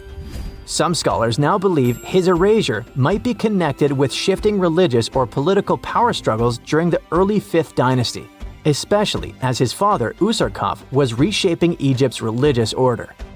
And speaking of his father, King Userkaf was a total game changer. He wasn't just the founder of the 5th dynasty. He also kicked off a religious revolution by promoting the sun god Ra over older deities. That's right, Userkaf built the very first sun temple at Abu Sir, setting off a dynasty-wide obsession with solar worship. After Userkaf wrapped up his short but revolutionary reign, a whole lineup of pharaohs took the stage. Sahure, Neferirkare, Nusere-Ini, basically the boy band of the 5th dynasty. And these guys were all about two things: building pyramids and making money. They weren't just stacking stones, they were expanding Egypt's influence, opening up trade routes to far-off lands and blinging out their temples like it was nobody's business. Back in the tomb, things got even cooler. There was a beautiful red granite offering table covered with inscriptions detailing ritual foods, like an eternal menu for the afterlife, because they believed the deceased could magically eat this food. Fun fact, it was the funerary priests and their families that actually ate the food. There were also pottery shards, amulets, and painted walls, but the real showstoppers were the statues. And this is exactly where things get weird, in a good way. The team found statues of King Djoser, the guy who built Egypt's first pyramid, his wife, and their 10 daughters, inside Prince Userefre's tomb. Hold up, Djoser lived a few centuries before Userkaf, so what were his statues doing there? Turns out, scientists don't really know. These statues were built during the reign of King Djoser himself and probably belonged to that first ever built pyramid. Experts believe these statues were probably relocated during the 26th dynasty, thousands of years after Djoser, maybe to protect them from destruction, or maybe because they were still venerated. Basically, ancient Egyptians were hoarders, but classy ones. Scientists also know for a fact that some engravings and statues found there were made way later, which means that this tomb probably turned into a deposit for fancy stuff. Or maybe this was just really ancient interior decorating. Anyway, that wasn't all. There was another pink granite entrance on the eastern side of the tomb, with inscriptions linking back to King Neferirkare, another 5th dynasty pharaoh who also tried to build his own pyramid, but failed. And near this second entrance, archaeologists found something never seen before in Saqqara: a set of 13 pink granite statues, all sitting in a row on a high-backed bench, like they were waiting at the DMV of the afterlife. Some had elevated heads, probably representing the prince's wives, while others were missing their heads entirely. One black granite statue was found upside down. Maybe it had taken a tumble sometime during the tomb's long, quiet centuries underground. According to archaeologists, the positioning and head shapes suggest that these statues followed a strict social hierarchy, with the central figures likely representing higher status individuals, while the headless ones might indicate unfinished work or later vandalism. And speaking of black granite statues, another one was found standing proudly inside the tomb. Based on its design and inscriptions, it looks like it was placed there during the 26th dynasty, the same time those Djoser statues were probably moved in. This suggests the tomb didn't just sit abandoned, it was reused, adapted, and maybe even honored by later generations. And by the way, black granite was associated with Osiris, the god of the underworld, during the late period, which means that this statue's presence is a clue that the tomb was a ritual space long after the prince's death. All of this, giant granite doors, surprise statues, reused tombs, adds up to a truly thrilling find. Prince Userefre may not be a household name yet, but his tomb is now one of the most fascinating ever found in Saqqara. It tells a story not just of the Old Kingdom, but of how ancient Egyptians kept connecting to their past, even thousands of years later. So, what does it all mean? Why hide a tomb behind a fake door? Why pack it with statues from different eras? And who exactly was Prince Userefre? These are the kinds of mysteries that keep archaeologists digging and keep the rest of us fascinated. In the end, this discovery isn't just about one tomb, it's about how much is still waiting beneath the sands of Egypt. As more gets uncovered, we're reminded again and again that ancient history isn't gone. It's just sleeping, behind massive pink granite doors.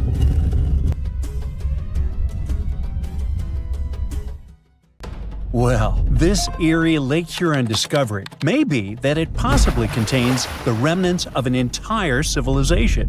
Whoa, wait, sounds like Atlantis, right? Well, not exactly. But if there really had been an ancient underwater civilization here, it must have been a pretty advanced one.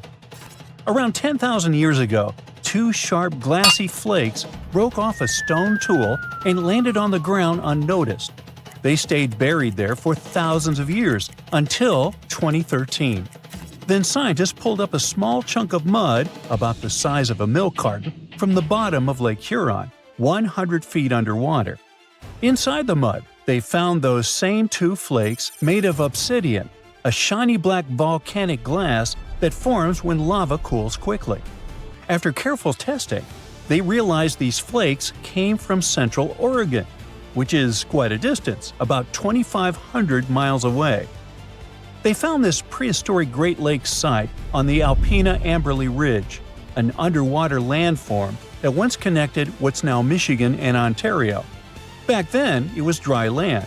Early humans used it to build traps for animals like caribou as the Ice Age faded and the Great Lakes began to form. Now, obsidian was the high-tech material of ancient times. It's super sharp and perfect for making tools.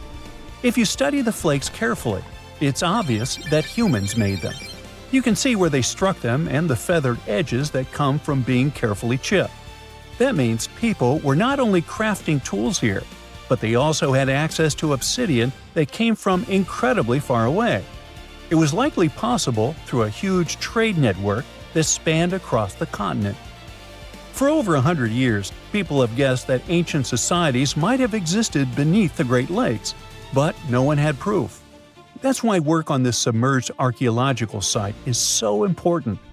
A team of researchers has been trying to learn more about the 10,000-year-old ruins and the civilization that left them behind for over a decade now.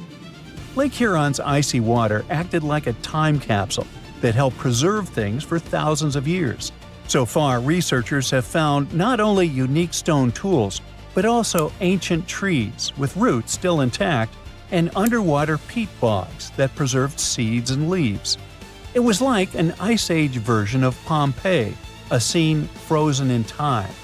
These discoveries are also helping scientists create new technologies and ways to do underwater archaeology. They've engaged sonars, underwater robots, and divers so far. Now, it's pretty cool that the tools they found on the Alpena Amberley Ridge were way smaller than other tools from the same era found nearby. That might mean a different group of people lived here, and they had their own unique way of life. Even the peat bogs they found, which are about 9,500 years old, hold secrets. They're full of pine needles, seeds, and leaves that could reveal what the environment was like back then.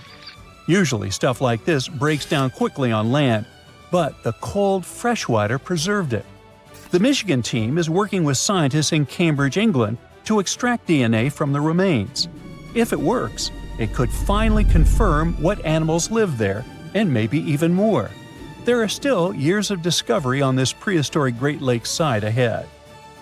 Another famous submerged archaeological site is the lost city of Pavlo-Petri. Archaeologists think it is the oldest sunken city in the world they've found and made official so far. Pavlo-Petri is around 5,000 years old. That means it existed even before the legendary Greek heroes in Homer's stories. Scientists first spotted it way back in 1904, and then mostly forgot about it until 1967, when Nicholas Fleming rediscovered it.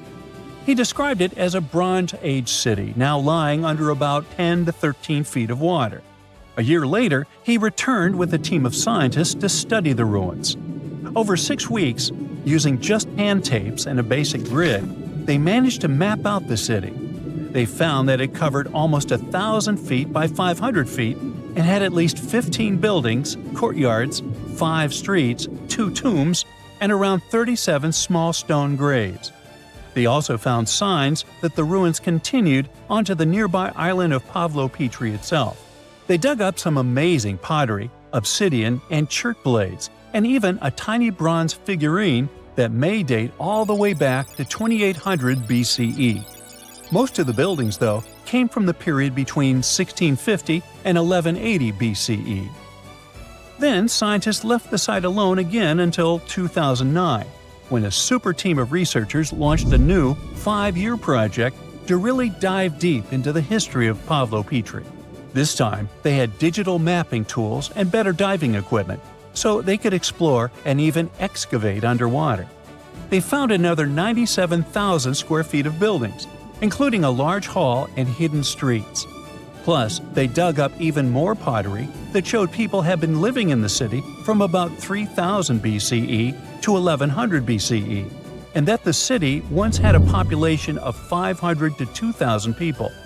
No one knows for sure how the city ended up underwater, but many scientists think it was because of an earthquake, maybe around 1000 BCE, or even as late as 375 CE. Because it's the oldest underwater city ever found, some people even believe Pavlo-Petri might have inspired the legend of Atlantis. Another contestant for the Atlantis title lies near Japan. Back in 1986, a local diver was exploring the waters near the Ryukyu Islands when he found a giant structure made of perfectly shaped steps and sharp edges. It was 82 feet underwater. Today, the Yonaguni Monument is one of the most mysterious underwater sites on the planet. The structure is nearly half a football field in size. It looks like a massive stone pyramid with layers of platforms and steps stacked one on top of another.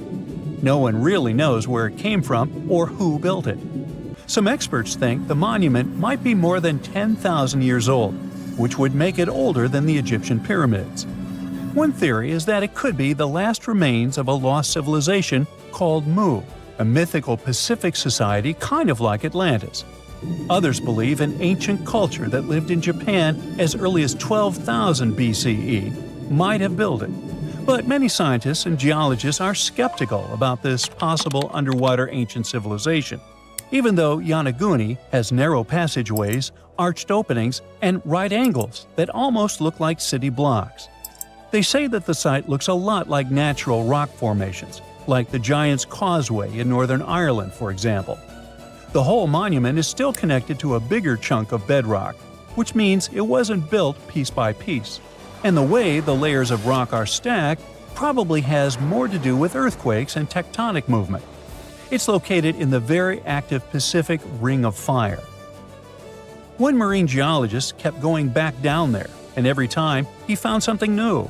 He says he spotted tool marks in the rock, symbols carved into stone faces, and even rock formations shaped like animals.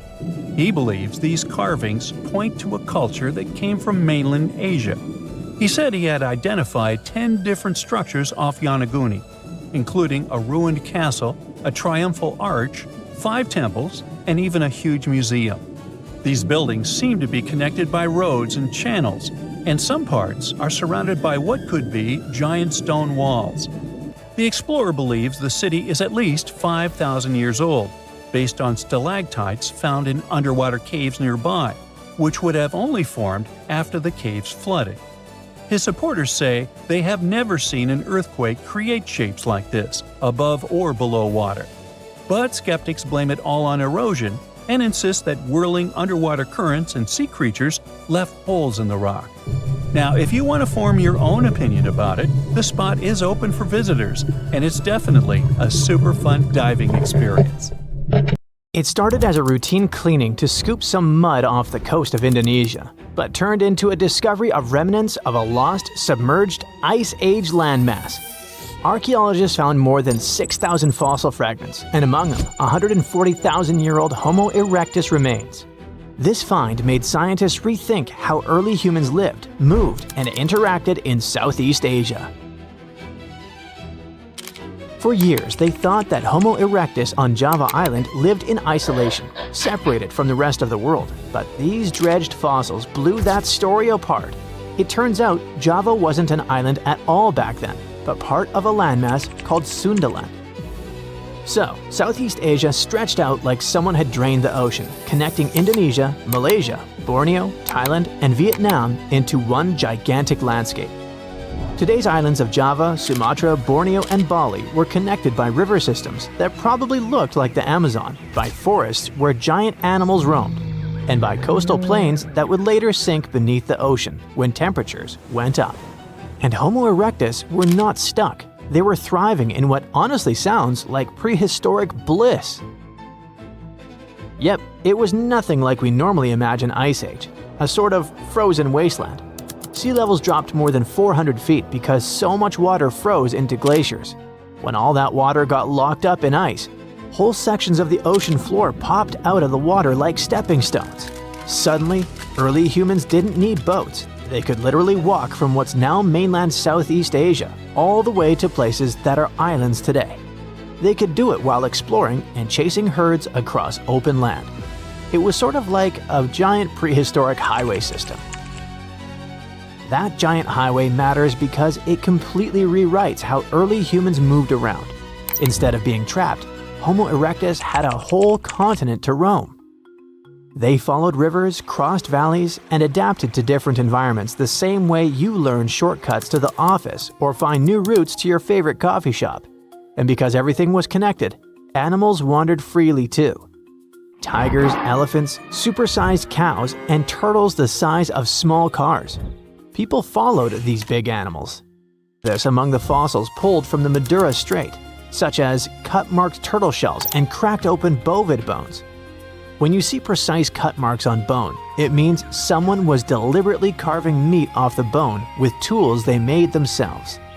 And cracked bones mean they were taking out marrow, which was like prehistoric energy gel, rich, fatty, and perfect when you need calories to survive. That's a level of planning and skill scientists didn't expect from Homo erectus. It pushes Homo erectus closer to species like early Homo sapiens and Denisovans when it comes to behavior. It means they weren't just surviving on scraps, they were actively pursuing animals, processing, and maybe even sharing food the same way later humans did. So if you imagine them as slow, hunched cavemen, forget that.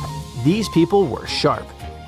The techniques they used to process food look eerily similar to those used by other hominins.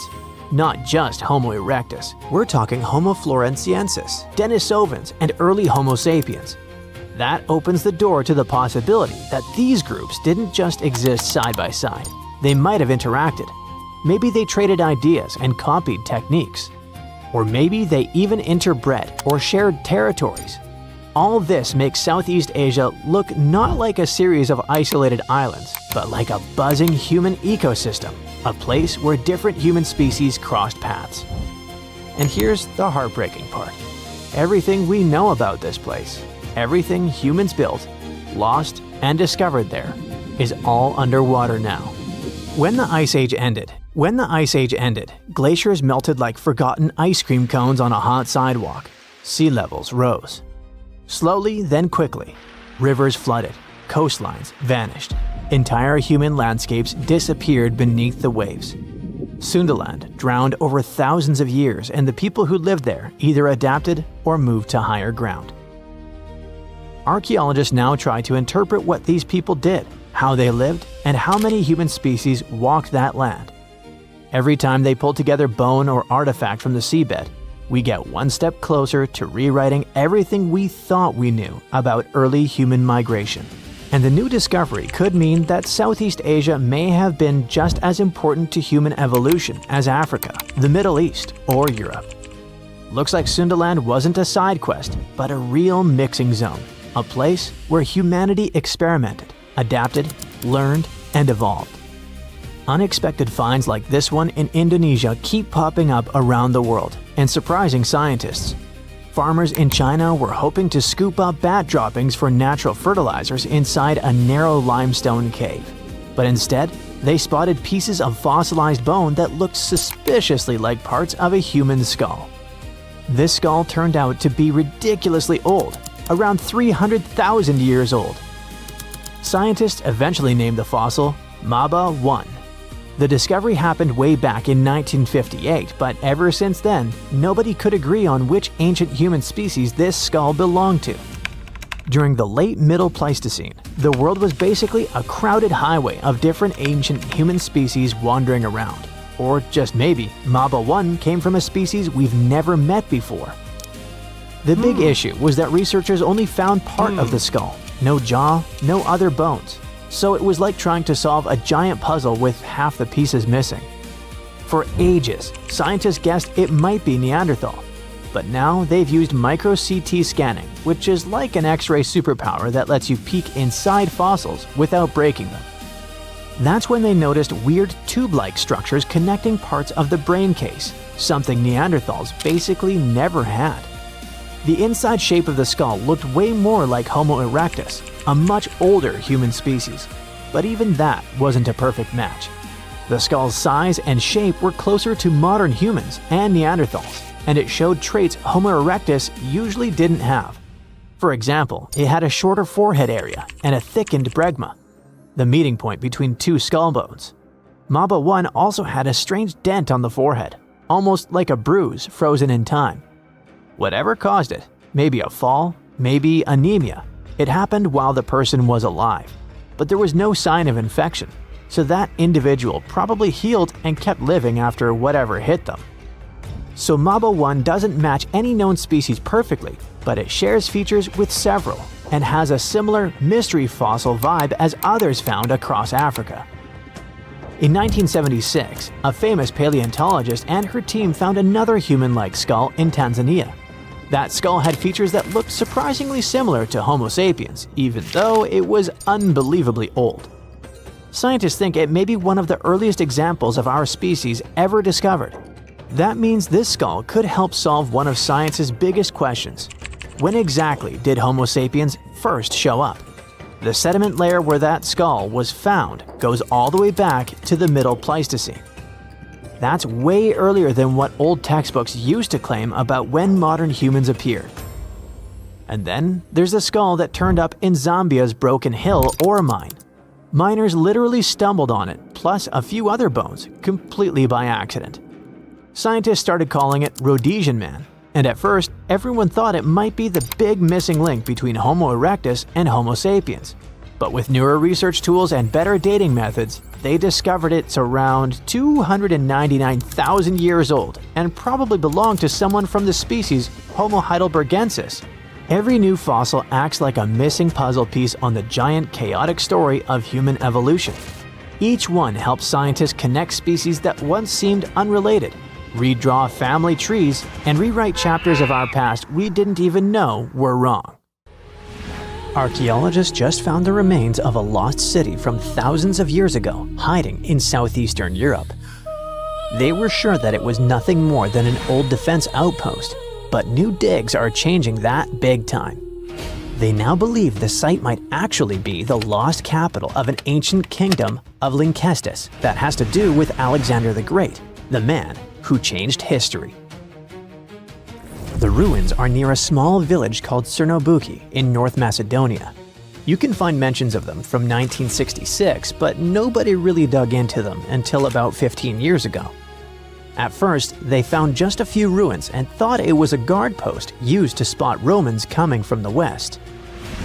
But now, a team of scientists went back with high-tech equipment and found proof this place wasn't just a tiny outpost. Researchers managed to look under the ground and found that the Acropolis the ruins sit on, which is a flat hilltop, has enough rooms and infrastructure to host a full-on city inside the fortress walls. It covers about 2.8 hectares and around 10,000 people lived here at its peak. Researchers also found a textile workshop and plenty of artifacts, including a coin from the time of Alexander the Great and with his image, axes, game pieces, and an oil lamp, and even a small ceramic with a heart motif. One of the coolest finds is a reusable clay theater ticket, which was unique to North Macedonia. This means there was also most likely a theater here, and it could be in one of the large buildings. Experts used to think that the city was from the time of King Philip V, but now, thanks to the coin and especially the ancient tools and broken pottery that were found, they believe people might have lived there during the Bronze Age. Lynkestis and the rest of Upper Macedonia had some pretty intense weather with freezing, rainy winters, and super hot summers. life there wasn't easy, and most of the time, it was all about surviving. The people who lived in the area were mostly nomadic herders, and they had to move around depending on the season. They traveled with their flocks of cattle, goats, and sheep, always looking for the best pasture lands. Back then, Macedonia was kind of like the outsider of the Greek world. It was part Greek, but powerful city-states like Athens and Sparta didn't really accept it. Thanks to this position on the edge, Macedonia had the chance to mix Greek traditions with local culture. Eventually, they took over and changed the whole ancient world under kings like Philip II and Alexander the Great. The new discoveries at Cernabuki show us how connected and powerful ancient Macedonia really was, especially since the city sat along trade routes to Constantinople. Big historical figures like Octavian and Agrippa might have passed through the area on their way to clash with Cleopatra and Mark Antony. The place could also be the lost capital of the ancient kingdom of Lynkestis or Lyncus. Some experts think that a major city in Upper Macedonia could be where Queen Eurydice was born. That powerful lady gave birth to Philip II of Macedon, who took over Lynkestis in the 4th century BCE. The kingdom of Macedon became independent, and thanks to it, the son of Philip II, Alexander the Great, later became the king of the Macedonian Empire. That man totally lived up to his name. In just 13 years, he created one of the biggest empires in history, stretching from Greece all the way to Egypt and India. And he managed to do all that before passing away at just 32 years old. Researchers plan to dig deeper into this important site to learn more about the early civilizations of Europe. This incredible discovery was possible thanks to LiDAR. This remote sensing tool helps map things like how tall plants are, how thick forests are, and other details across big areas. LiDAR is an active system, meaning it creates its own energy, in this case light, to scan the ground. A laser fires super-fast pulses of light that shoot down to the ground and bounce off things like buildings and tree branches. The LiDAR sensor then catches the reflected light and records it. The system measures how long it takes for the light to go from the laser to the ground and back. This is called the two-way travel time. That time helps figure out the distance the light traveled. Then, using that distance, the system can figure out the exact elevation of different spots. Scientists recently found another lost city using the same technology. This one, called Giangola, was hiding beneath the dense jungles of Mexico for 600 years. All this time, researchers believed there was just an abandoned fortress there. There was no way to go and see until recently, when they used LiDAR and got a 3D model of the area in just 2 hours from a plane. Giangola was built in pre-Columbian times between the years 1350 and 1521. It covered 360 hectares and had over 1,100 buildings, 2.5 miles of defensive walls, and a whole network of internal roads. The city had a well-planned urban layout with temples and ball courts and separate neighborhoods for the elites and commoners. It was a crucially important place for the Zapotec people, a group that had lived in the area since around 600 BCE. In Giangola, families lived together in homes with big patios in the middle, surrounded by rooms. As families grew bigger, they would add more rooms and expand their homes. Since Giangola was surrounded by mountains, the locals tried to use every piece of land on the slopes that was good enough to build a house. They even used natural drainage of the area to have water, and they must have been great at construction, as many of their constructions are still standing today. But at some point in the beginning of the 16th century, they didn't have enough fresh water and good farmland to grow food, and moved away to nearby Tehuantepec. Archaeologists plan to learn more about how the Zapotecs were organized, how they ruled their cities, and how they interacted with the Spanish when they arrived.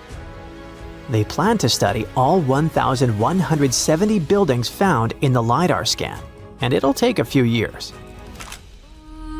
Another recent find, made with the same groundbreaking tech, is a massive city that lay hidden beneath the thick green canopy of the Amazon rainforest. A whole network of houses, plazas, roads, and canals was hiding in the shadow of a mighty volcano. Many scientists thought that ancient Amazonian people lived in tiny huts and cleared patches of land to survive. But this city, built 2,500 years ago and inhabited for nearly 1,000 years, debunked that theory and changed everything. Now, researchers think tens of thousands or even hundreds of thousands of people lived in complex urban societies. They scanned the area and found that 6,000 rectangular platforms, each about 66 by 33 feet and 6 to 9 feet high. These structures were arranged in clusters around central plazas that had straight roads with perfect right angles and paths connecting them. One of the roads was an impressive 16 miles long. Building straight roads like this is way harder than just going with the landscape. Some of these roads may have had great spiritual or ceremonial significance. The civilization was thriving thanks to rich soil from a nearby volcano. But the same volcano may have also led to its downfall. Researchers also found signs of threats to the cities, such as ditches that blocked entrances to the settlements. Maybe some people living nearby were trying to get in. The next step for the scientists will be to study the adjoining 116 square miles to know more about this large, complex society that could be bigger than the well-known Mayan cities in Mexico and Central America. Now picture a tomb locked for 1,400 years, and then, suddenly, poof, it's open. What could be inside? An ancient curse or exciting discoveries? Maybe the former, since a giant stone owl is guarding the entrance with the owl's beak clamping down on a human face like it's swallowing a soul. Now, it's not just a picture this situation. The discovery probably happened like this. The archaeologists were at a place called San Pablo Huitzo in southern Mexico. At one point, they stumbled upon something that resembled an entrance. Ooh, where did it lead? They just had to figure it out. By that entrance, there was a large carved owl. Soon the researchers realized that it wasn't just decoration. The beak of the bird was open, and inside, there was the painted face of a man. Most likely, it was an important leader. For the people inhabiting that region, owls were linked to demise and power. So, it was like either the owl was guarding the spirit of the person buried there, or was it holding it captive? Was it even wise to sneak into that mysterious place?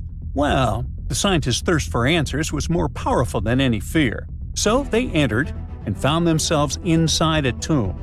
It was made up of two main parts, a front room, kind of like an entrance hall, and a deeper burial room. There was a doorway between these two rooms. It was covered in carvings. At the top, there was a stone beam with special symbols on it. Those symbols worked like names based on a person's birth date. On each side of the doorway, there were carvings of a man and a woman wearing detailed headdresses. The researchers thought they could have been placed there like guards, watching over the tomb. The walls were still painted in bright colors – white, green, red, and blue. It was an astonishing view, and the paintings actually told a story, showing a funeral procession. People were carrying bags of something called copal, which is basically a tree resin. The locals, called Zapotecs, burned it like incense during ceremonies, kind of like how people today often light candles or incense during special rituals. Besides, the archaeologists found carved symbols that work like a calendar. A bit later, the researchers found out that the tomb was about 1,400 years old. It came from the Zapotec civilization, and what made it so special was how well everything inside was still preserved. It was like opening a time capsule that hadn't been touched for over 1,000 years. Interestingly, they didn't just randomly find it. Officials started looking into the site after someone reported looting. When scientists checked it out, they realized they had stumbled onto one of the most important discoveries in Mexico in the last decade. The tomb dates back to around the year 600, when the Zapotec people were thriving in the area. They were sometimes called the Cloud People, and they built a powerful civilization long before the Spanish arrived. Even today, many people in Mexico still speak Zapotec languages.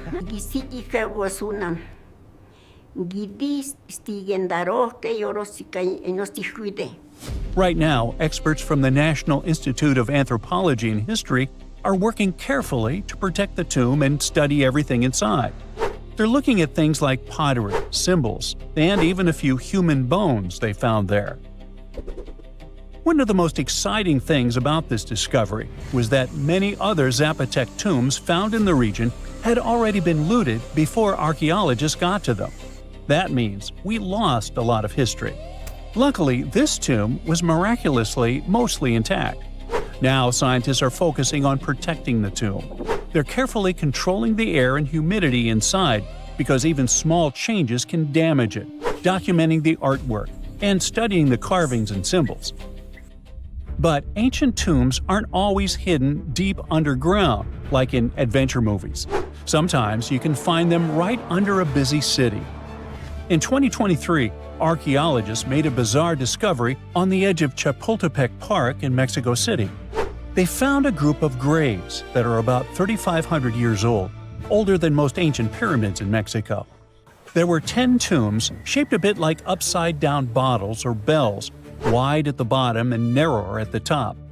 About half of them had human remains inside, 4 women and 1 man, mostly young adults. These people likely lived in a large village in the area during the early and middle pre-classic periods. That's long before the Aztecs ever existed.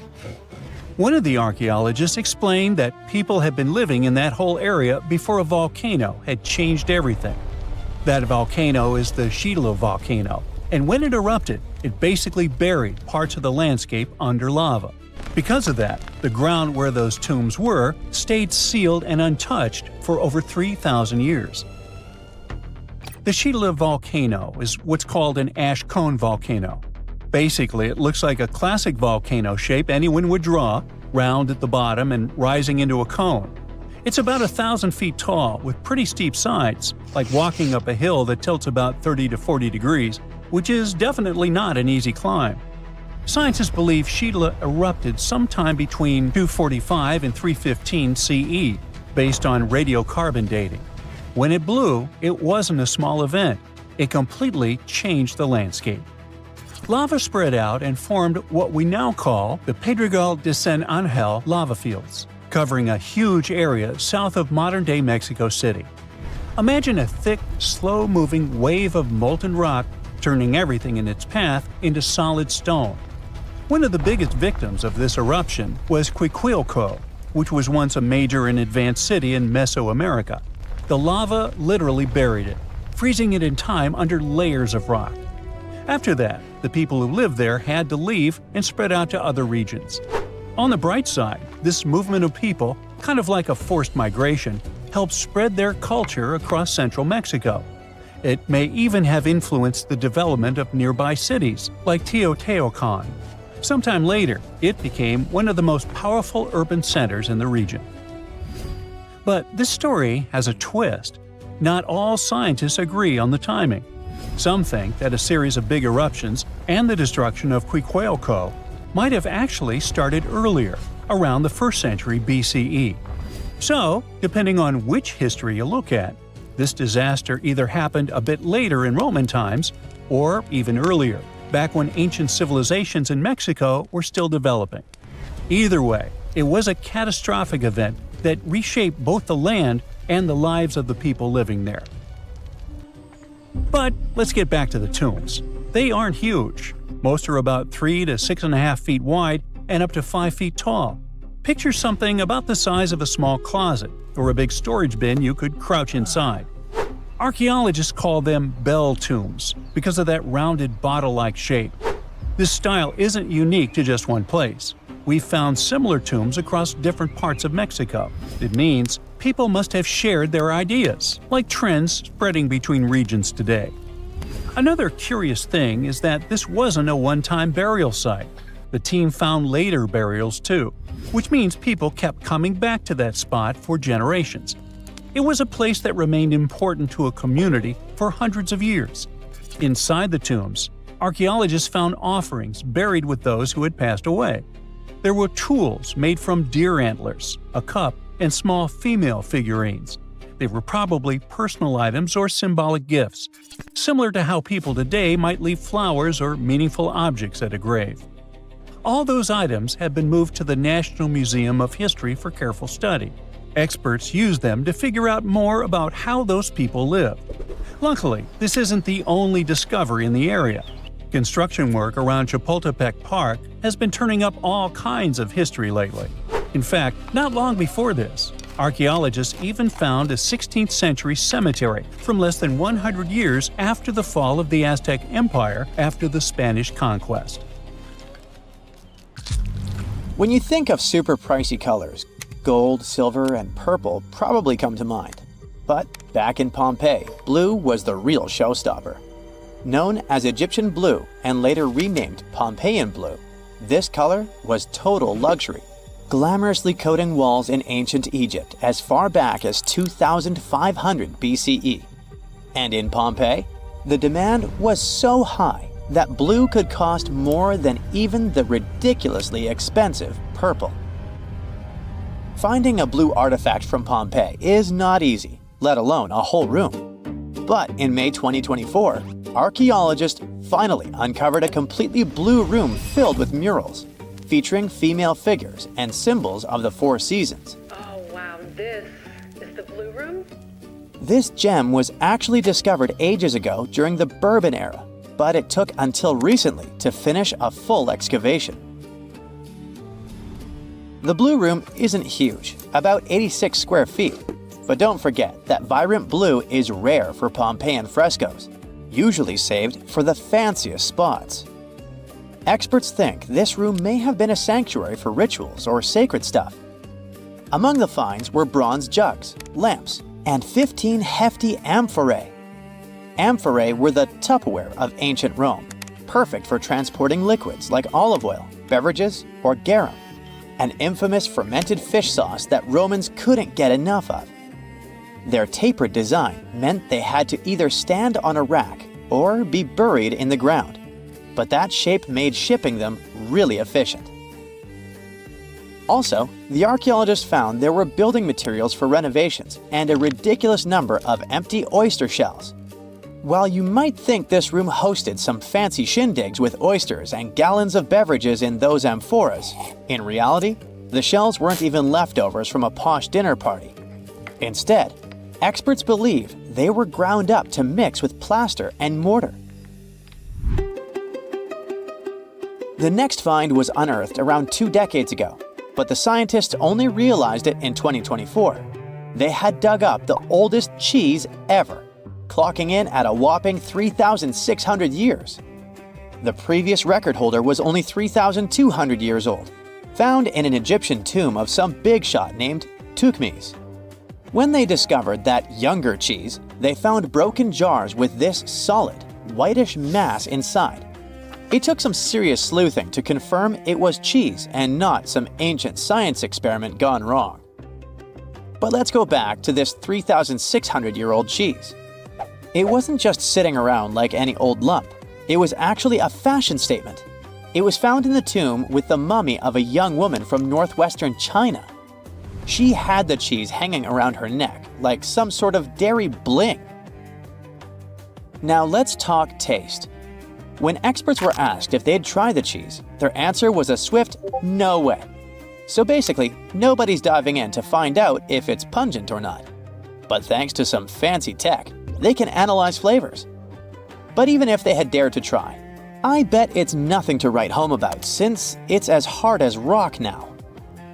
Scientists figured out this cheese was likely kefir cheese, made from fermenting milk with kefir grains and had both goat and cow milk in it. Funny enough, the ladies whose tomb it was found in belonged to the Xiaohe people, who were probably lactose intolerant. But don't fret. Despite their limited plant options, they could still enjoy cheese, since this kefir delicacy had surprisingly low lactose levels. Remember when everything felt brighter? The grass greener, people friendlier, and trees looking regal? Okay, maybe I'm exaggerating about the grass and the folks, but not the trees. In 2024, some ancient plant fossils from New Brunswick, Canada, are making waves. They uncovered Sanfordiaculus densifolia, a tree over 350 million years old. It sported a trunk, flaunting over 250 massive leaves, some up to 5 feet long. Instead of a classic crown, it had a bottle brush appearance on a slim trunk just 6.3 inches wide. It's like this tree went to the gym and skipped leg day for leaf gains. Typically, ancient trees are depicted as basic trunks, but this one is a real standout. It's somewhat similar to today's ferns and palms, though palms came later. These fossils are well preserved, buried in an ancient fault lake after an earthquake. While many might just think, cool tree, scientists are excited. This discovery helps them piece together our planet's evolution over millions of years. I get it, those blue rooms, ancient cheese, and trees aren't exactly inspiring much hope for the future. But I've got something that might just change the game. In 2024, scientists discovered a new theoretically habitable planet called Gliese 12b. It's a bit smaller than Earth, but bigger than Venus, and is orbiting a mellow red dwarf star about 40 light-years away in the Pisces constellation. This star is just 27% the size of our Sun, and 60% as hot, which puts Gliese 12b in the Goldilocks zone, where liquid water could actually exist, even with its speedy 12.8-day orbit. If it's got no atmosphere, the surface temperature is about 107 degrees Fahrenheit, so if you're used to Arizona summers, you'll be just fine. The only problem is that Gliese 12b is 12 parsecs away, and sec here doesn't mean a quick second. With our fastest spacecraft, a trip would take around 225,000 years. To put it in perspective, if we imagine a regular human lifespan of 100 years, which is already slightly exaggerated, it will take about 2,250 generations to get there. Still, it's nice to know we have Gliese 12b on deck in case things go south here on Earth. And even if we never actually get there, studying it with the James Webb Space Telescope might help unravel the mystery of why Earth stayed livable while Venus didn't.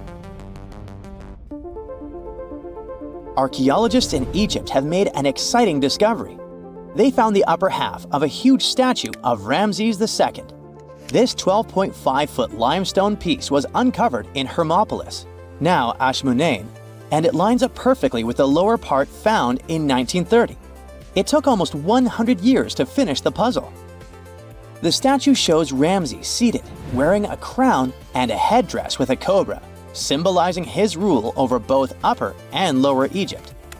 The back of the statue is covered in hieroglyphs, listing the king's numerous titles, highlighting his status as one of ancient Egypt's most powerful pharaohs. Combining the upper and lower pieces would create a statue nearly 23 feet tall. You probably know the Statue of Liberty was a French gift, but did you know that the famous Venetian lions were actually made in China and not Italy? Back in 1295, Marco Polo returned to Venice from a place called Cathay, we now know it as China, and shared some wild stories about everything from paper money to coal and even Kublai Khan's swanky palace in Xanadu. While some people back then rolled their eyes at his tales, modern scholars are still raising their eyebrows a bit. Despite the skepticism, Polo is a key figure connecting Europe to ancient China. Now, some recent research suggests Venice and China were already well connected before Polo's trip. A prime example? The Bronze Lion of Venice in St. Mark's Square. Researchers from the University of Padua believe that it actually came from Chinese copper around the lower Yangtze River more than 3,000 years ago, all due to a chemical analysis they ran in 2024. The winged lion became Venice's symbol between 1261 and 1264, probably even before Polo's adventures. Experts point out its resemblance to the Tang Dynasty tomb guardians, which hint it might have had a makeover on its way to Venice. 2024 is not only the year of scientific discoveries, but also the treasure hunt year. A 2-foot-tall bronze statue of the Greek deity Diana once a fixture on the Titanic's fireplace mantle, was discovered during a recent underwater expedition. Discovering this statue was like finding a needle in a haystack, except the haystack is 2.5 miles deep in the ocean. It's just one of the many art pieces maritime archaeologists have been looking for among the Titanic's wreckage. It was more than just a luxury liner. It was filled with art treasures, from a 1912 Renault to this stunning statue inspired by a piece at the Louvre. The lost city of Atlantis may have actually been found. No, really. 2 researchers were working in the waters off the coast of Cuba when they discovered the ruins of what looked like an ancient submerged city. That happened about 20 years ago, and yet no one really talks about it today. It's like the authorities just took the research, locked it away in some top-secret room, and decided no one else should know about it. But why? Well, I'm going to tell you. Back in 2001, Paulina Zalitsky, a marine engineer, and her husband, Paul Weinswig, were hired to explore the waters off Cuba's western coast. They had 2 main objectives: to search for old shipwrecks, possibly hiding treasures like gold and jewels, and to locate valuable oil and natural gas deposits deep underwater. They were using a sonar. Basically, this equipment is like a sound-based radar. It sends out sound waves underwater, and when those waves hit something, like a sunken ship, they bounce back. The system can figure out where and how far the object is just by listening to the echo. So, the couple was scanning the seafloor with this equipment more than 2,000 feet below the surface. And then, out of nowhere, they found something way more interesting than gold or oil. They found stones. Not just any stones. I'm talking huge, perfectly arranged stones. Kind of like a mini version of the pyramid at Chichen Itza, or even better, like a bunch of tiny submerged Chichen Itzas. Yep, they saw that, or at least they think they did. The thing is, sonar doesn't work like a camera. It definitely doesn't record video or take actual pictures underwater. What it does do is create images using sound. And those images are usually just outlines or shapes, kind of like a blurry black and white sketch. It shows you where things are, but not exactly what they look like. And that's exactly what happened back then. The equipment started producing images of these perfectly organized stone structures, and it really looked like some kind of urban development. I mean, the site was just too organized, too symmetrical to be just random rocks. But it sounded too good to be true. I mean, this discovery could totally change everything we know about ancient civilizations on the American continent. So the scientists decided it would be too irresponsible to announce anything without finding more evidence first. And that's why they decided to go back to that same spot. This time they sent down an underwater remotely operated vehicle to actually see what was going on beneath the sea. See? This robot was basically an underwater cameraman. And yep, it confirmed it. There was definitely something strange down there. It looked like an ancient city made of huge, smooth blocks of granite. These rocks were about 8 feet by 10 feet. Some were in pyramid shapes, others were circular. Some seemed to be deliberately cut and then stacked on top of each other, while others appeared isolated from the rest. Together, they looked like they were forming corridors and outlines of rooms. It was like finding large buildings in the middle of an underwater desert. These images were enough for Zalitsky to seal the deal. Back then, she confirmed that this amazing structure, her words, could have been a large urban center. Again, her words. Then the couple started to speculate. They said that these structures were probably built more than 6,000 years ago, which would make them older than the Great Pyramids of Egypt. It's even older than the famous Maya, the civilization that used to live in the Americas and is known for their ancient and advanced temples. The research also suggested that these structures might belong to a civilization that lived on the American continent thousands of years ago, and that we didn't even know about. This supposed civilization once thrived on a 100-mile land bridge connecting Cuba to Mexico's Yucatan Peninsula. But then, something catastrophic happened. According to their theory, the Earth's faults shifted beneath the surface, leading to a massive earthquake. Then, in the blink of an eye, the entire bridge was destroyed. The land was swallowed up by the sea and ended up at the bottom of the ocean, and this civilization disappeared. Of course, all the connections to the famous Atlantis myth got the media totally hooked on the story. News websites ran headlines like "Lost City of the Caribbean Found" and "Atlantis Found in Cuba." So, could that really be Atlantis? I mean, did they finally find the remains of this supposedly super advanced and lost civilization? Well, it's hard to say. From the start, part of the scientific community wasn't buying into the story too much. First, there's the issue of the date. Saying that this civilization existed at this spot at least 6,000 years ago just wasn't very credible. Then, some European archaeologists argued that the stones they found using sonar might just be natural limestone, not perfectly sculpted granite. And third, it was too deep. Even with the whole theory of earth faults opening up and swallowing everything, it's still hard to explain how an entire city ended up so deep in the ocean. For comparison, there is Heraklion, a real ancient Egyptian port city that got submerged. Today, it is only about 19 feet underwater. But this so-called Atlantis city is at depths between 2,000 and 2,460 feet. See how that's totally different, right? People think it would have taken around 50,000 years for such stone structures to sink to the depth where they are said to be found. And according to experts, none of the known civilizations from that long ago had the ability to build such structures. But for Zalitsky, yes, it was possible. She still believed in the fault theory to explain how this land ended up at the bottom of the ocean so fast. Big movements of the Earth's tectonic plates are usually followed by things like volcanoes and earthquakes.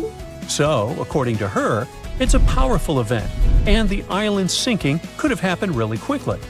This earthquake theory could also explain why some of the megaliths on the seafloor look organized while others don't. But to really prove any of this, they needed a specially designed robot to go down there again and take samples of the rocks and sediment. That way, they could figure out how old the rocks were and maybe even find signs of human life, like carvings, sculptures, or artifacts. The problem is, drilling into those structures isn't easy. They look like granite, and drilling granite that deep underwater is seriously tough. And more than anything, they needed money to do it, a lot of it. So maybe they just never got the funding. Because even with all that initial hype, no further explorations or studies were ever reported. And that lack of follow-up sparked a lot of speculation. Some people even wondered if the story got shut down on purpose, like maybe the authorities wanted to keep something top secret. As if this underwater city was built by some kind of higher extraterrestrial being, and they just don't want us to find out. But truth be told, the strongest argument for saying, yeah, that is definitely a lost city, is that nature supposedly couldn't have built something so symmetrical. Geologists did try to find natural explanations, or at least similar examples from other parts of the world, but they came up short. Still, just because we haven't found a clear natural explanation doesn't mean there isn't one. Nature can create some pretty wild and unexpected stuff, so honestly, that whole too perfect to be natural angle is kind of a weak argument. What most likely happened is that experts just weren't convinced it was actually a sunken city, and that's probably why no one followed up on their work. Over time, the buzz faded, the story disappeared, and the site slipped back into silence. And without more data, the true nature of those underwater formations off Cuba's coast is still a mystery. Back in 1912, British newspapers were buzzing with one bold claim: the first humans appeared in Britain, not Africa. It felt like history itself had been rewritten, and everyone bought into it. Crowds cheered. Scientists raised their glasses, and the tiny village of Piltdown in Sussex suddenly became the spotlight for what was hailed as the greatest evolutionary discovery ever. It all happened thanks to this guy, Charles Dawson, a curious amateur archaeologist who was dreaming of making a name in science. He claimed he had found bone fragments of a transitional creature between apes and humans. Dawson teamed up with Arthur Smith Woodward, a respected geologist from the Natural History Museum, and together they assembled fragments of skulls, teeth, and even primitive tools. They unveiled their find, the Piltdown Man, to the Geological Society, and for decades everyone believed it. Textbooks even rewrote human evolution around it, and entire generations memorized it as pure truth. But here's the twist. In 1949, new technology to determine the precise age of objects came along, and things just didn't add up. Tests showed that the skull was only about 50,000 years old, not hundreds of thousands. Then came an even bigger shock. The skull and jaw didn't even belong to the same species. Someone had combined a human skull with the jaw of an ape, probably an orangutan. And even worse, they filed down the teeth to make them look more human and stained the bones to match the surrounding gravel. A Frankenstein fossil and its creator managed to trick the entire world into believing they'd found a missing piece of humanity's puzzle. So Dawson went down in scientific history, but probably not the way he was hoping to. And he wasn't the only one. Some did it for money, others for fame. In the late 19th century Paris, museums were collecting ancient treasures like they were trading cards. When a stunning gold tiara, supposedly belonging to an ancient Scythian king, Ctesiphon, appeared on the market, the Louvre had to have it. It was breathtaking, detailed, majestic, fit for a ruler. The museum proudly paid a fortune and displayed it as a masterpiece of ancient craftsmanship. Then came the heartbreak. A few years later, an entrepreneurial goldsmith from Odessa read about the Louvre's glorious find and burst out laughing. He recognized the tiara because he made it with his own hands. It was a modern piece, a commission he created for local dealers, except they never told him they planned to pass it off as an ancient treasure. The Louvre was humiliated. Once again, the whole world believed in a beautiful lie, and the goldsmith who had just made the museum look ridiculous ended up famous in the world of art. The tiara still holds the Guinness World Record for the greatest goldsmith fraud of all time. Another story of a well-planned scientific hoax takes us to a quiet town of Cardiff, New York, a couple of decades before the Louvre incident. In 1869, workers digging a well struck something hard and enormous. They uncovered what looked like a petrified 10-foot-tall man lying in the earth. Crowds poured in from miles around to see it. Preachers called it proof of the biblical giants mentioned in Genesis. Scientists debated whether it was fossilized or divine. Within days, the Cardiff giant became a sensation. People paid good money to see it, 50 cents a ticket, which was a lot back then. Later, it turned out that a man named George Hull carved the mysterious giant from gypsum after an argument with a Methodist reverend. Hull just wanted to prove how easily you can fool people, especially religious believers, unlike himself. So he buried the fake giant, and it worked too well. Even after experts exposed the hoax, visitors didn't care. They kept coming because they wanted to believe. Over time, the giant changed ownership several times. You can now see it at the Fenimore Farm and Country Village Museum in Cooperstown, New York. Well, speaking of museums, you might have seen crystal skulls that glow under light, presented as sacred artifacts from Mesoamerican temples. Yes, that skull from an Indiana Jones movie with ancient Aztec powers or even extraterrestrial energy.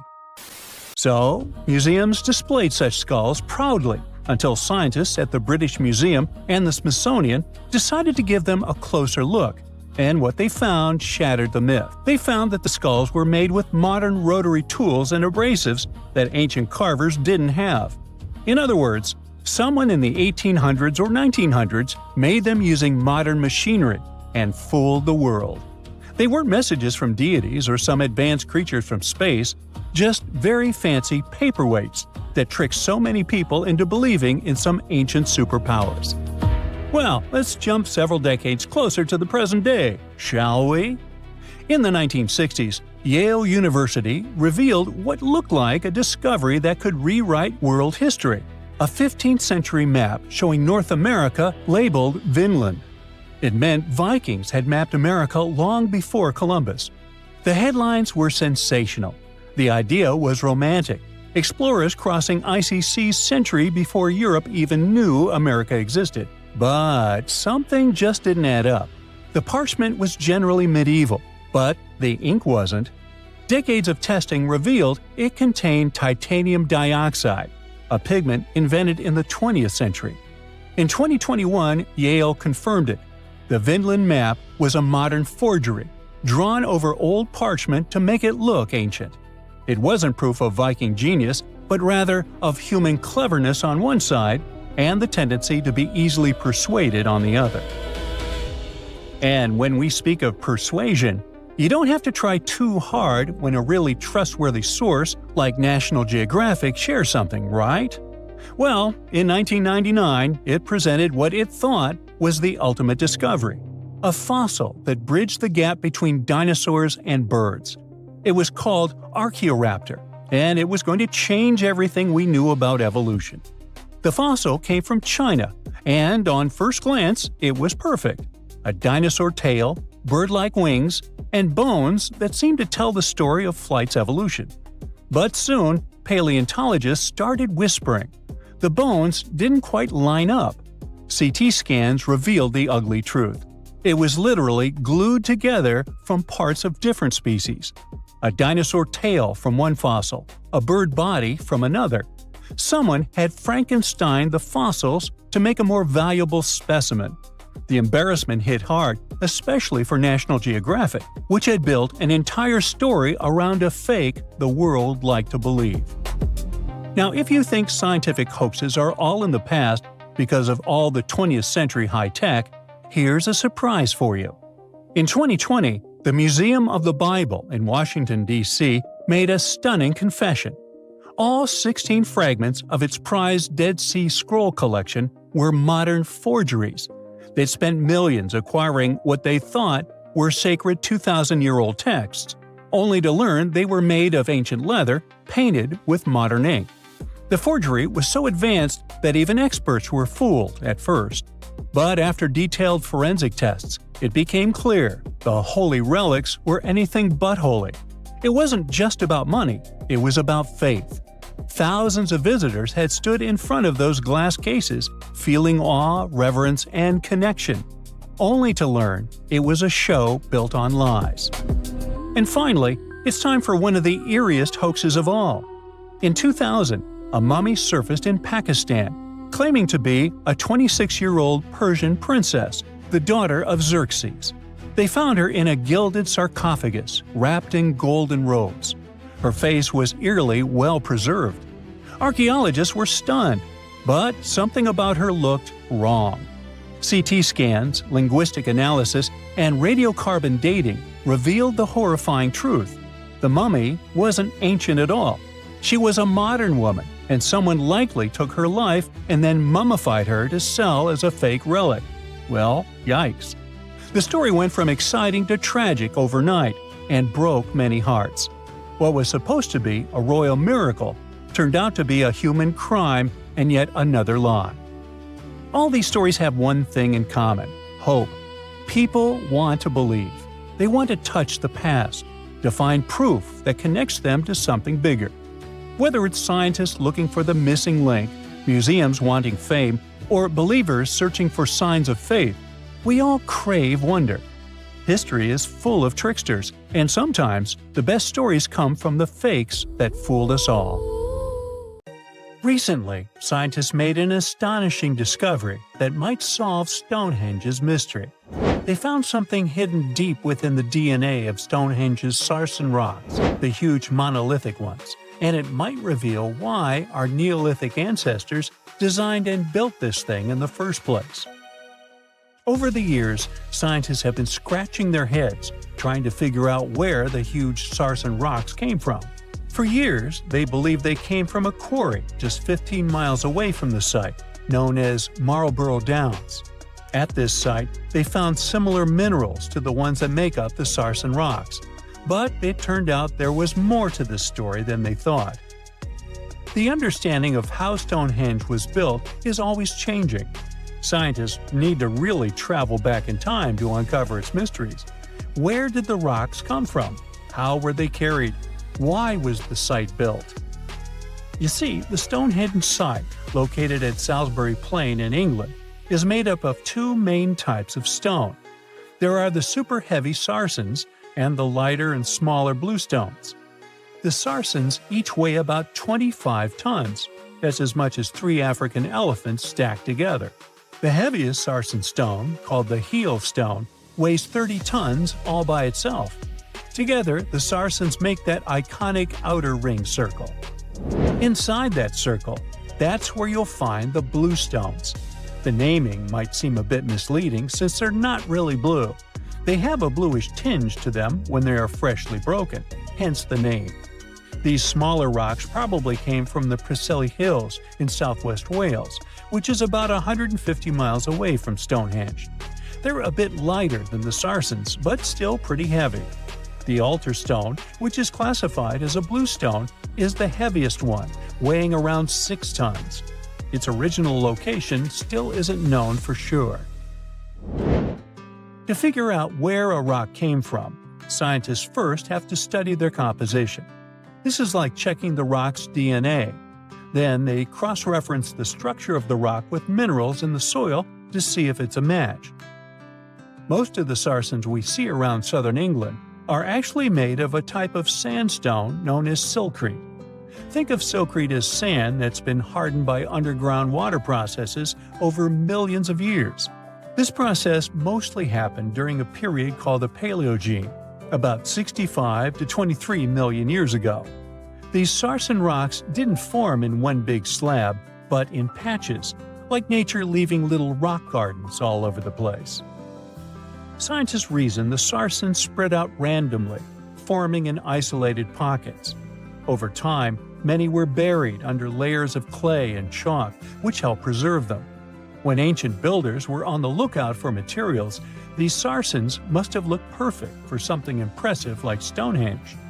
Actually, Sarsens have been used in everything, from Roman villas to medieval churches, and even in things like road curbs and old field walls.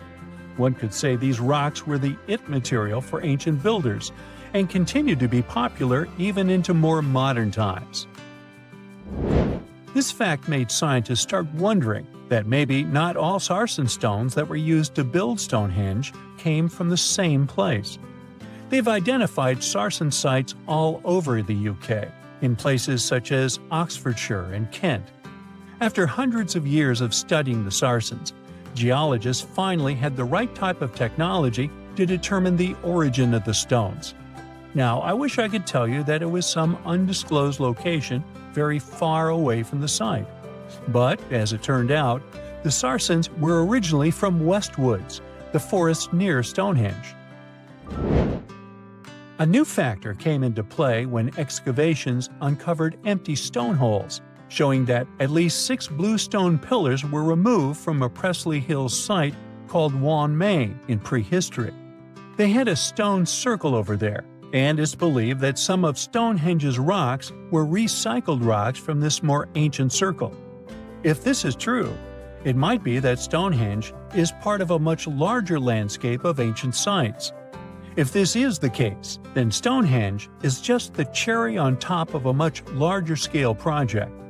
Think of it as the sacred centerpiece of an entire landscape of monuments, mounds, stone circles, and things. This is why scientists want to find out where the rocks came from so badly. It could lead to why and how Stonehenge was built. Now, Stonehenge didn't just pop up overnight. It was built in several stages over hundreds of years. It's likely that it wasn't a single unified vision, but more like a big community project that evolved over time. With each generation, the builders brought in their own ideas, creating a stone structure that would last for ages. The first stage was around 3100 BCE. That's when people dug out a circular ditch and likely set up some blue stones as sort of a starter ring. Later, they added the Sarsens and even topped some of them with horizontal stones to form those famous arches you see today, also known as the trilithons. These ancient builders had some challenges on their hands. How would they move the rocks? There's an old theory known as the ice road that suggests that the rocks were moved by natural icy pathways that formed during the winter. This way, they could slide the rocks down all the way to Stonehenge. But hey, if we're talking about a distance of over 100 miles, that's not too realistic. Anyways, this theory was debunked because it was warmer back then than it is today. There's also the river theory, which suggests that the rocks were floated along the river from the quarry to the site. But if we're talking about sarsen rocks, they're too heavy to float. So there goes that theory. What we're saying is, no one knows how the rocks were moved. Another interesting science tidbit came from all the research done in Stonehenge. A recent laser survey of the stones revealed the different stone working methods used, and has shown that some of the parts of the monument were more carefully finished than others. In particular, the northeast side and the inner faces of the central trilithons were finely dressed. FYI, a trilithon is one of Stonehenge's most famous shapes. It's when two huge monoliths receive a third one on top of them, connecting the two together. This fancy word is simply Greek for having three stones. But anyways, the bigger question, and the reason Stonehenge is so famous, is why it was built in the first place. Theories are all over the place, and some sound like they're straight out of a sci-fi show. So here's a rundown of the most popular ideas. There's, of course, the solar calendar theory.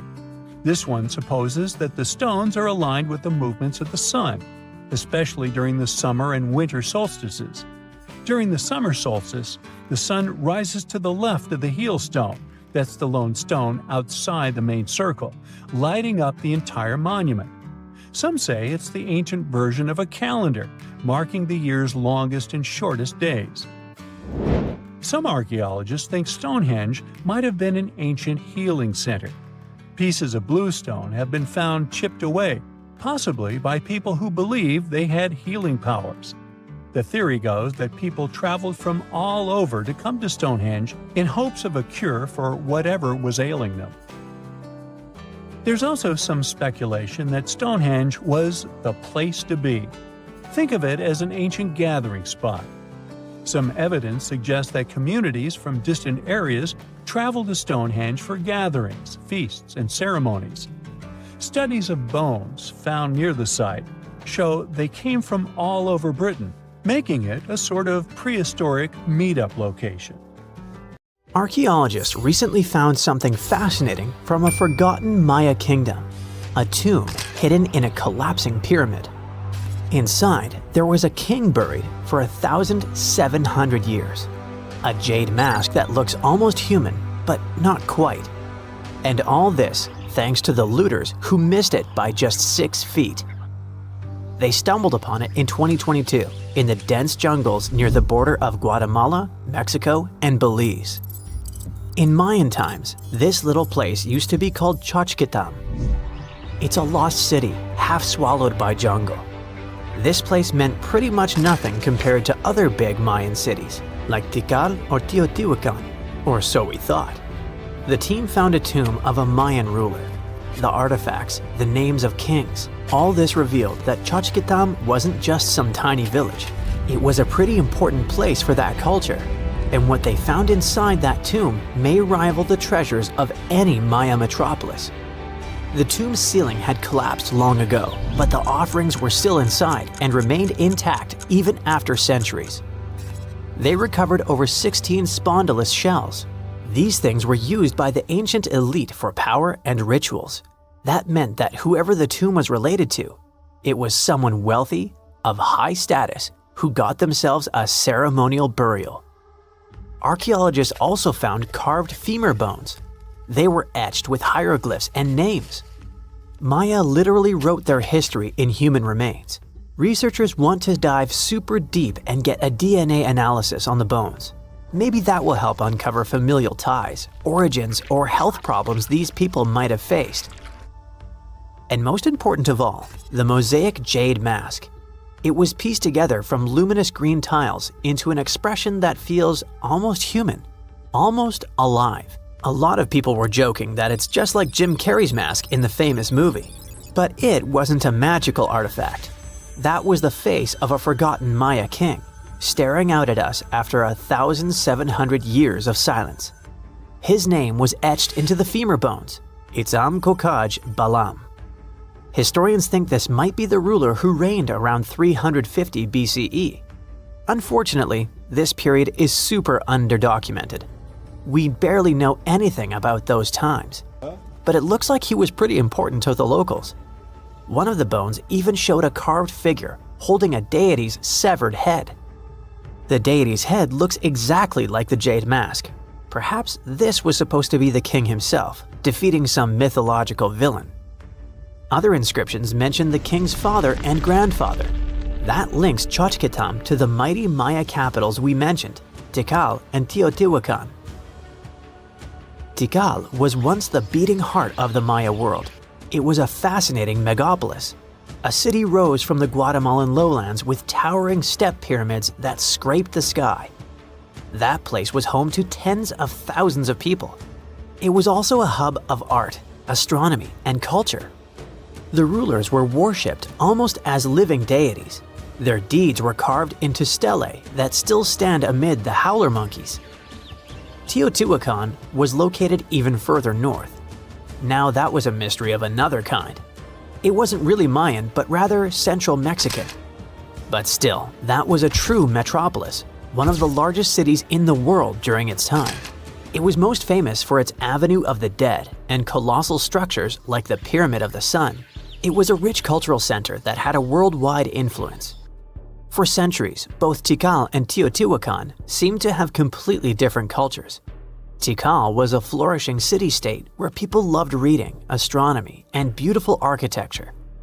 Teotihuacan was a titanic militaristic superpower. Two big centers of Mexico, separated by 600 miles of jungle and mountains. Compared to these imperial capitals, Xochitlam was a whisper. But it looked like this Itzam guy from the tomb wasn't just a ruler of a random village. He seemed to have political ties in ancient Mesoamerica. The craziest part is that we almost lost this piece of history, all because of the looters. At some point in the past, grave robbers had tunneled dangerously close. They stopped digging just 6.5 feet away from the tomb. That's just like in that meme with the diamonds. Sometimes you stop digging right before you hit it big. But in our case, thank heavens they didn't get there first. That's how close we came to losing a piece of history. In an almost poetic irony, it was the looters' tunnels themselves that led Estrada Belli's team to the site. Archaeologists have been looking around and using the so-called LiDAR technology. That's basically laser beams shot from high above, which help them map the spot. It's like taking X-rays of the jungle floor. And that's when they found the little signs of intrusion. They quickly realized that if someone was digging here, they were probably looking for something important. Without the failing looters, they might have walked past a discovery.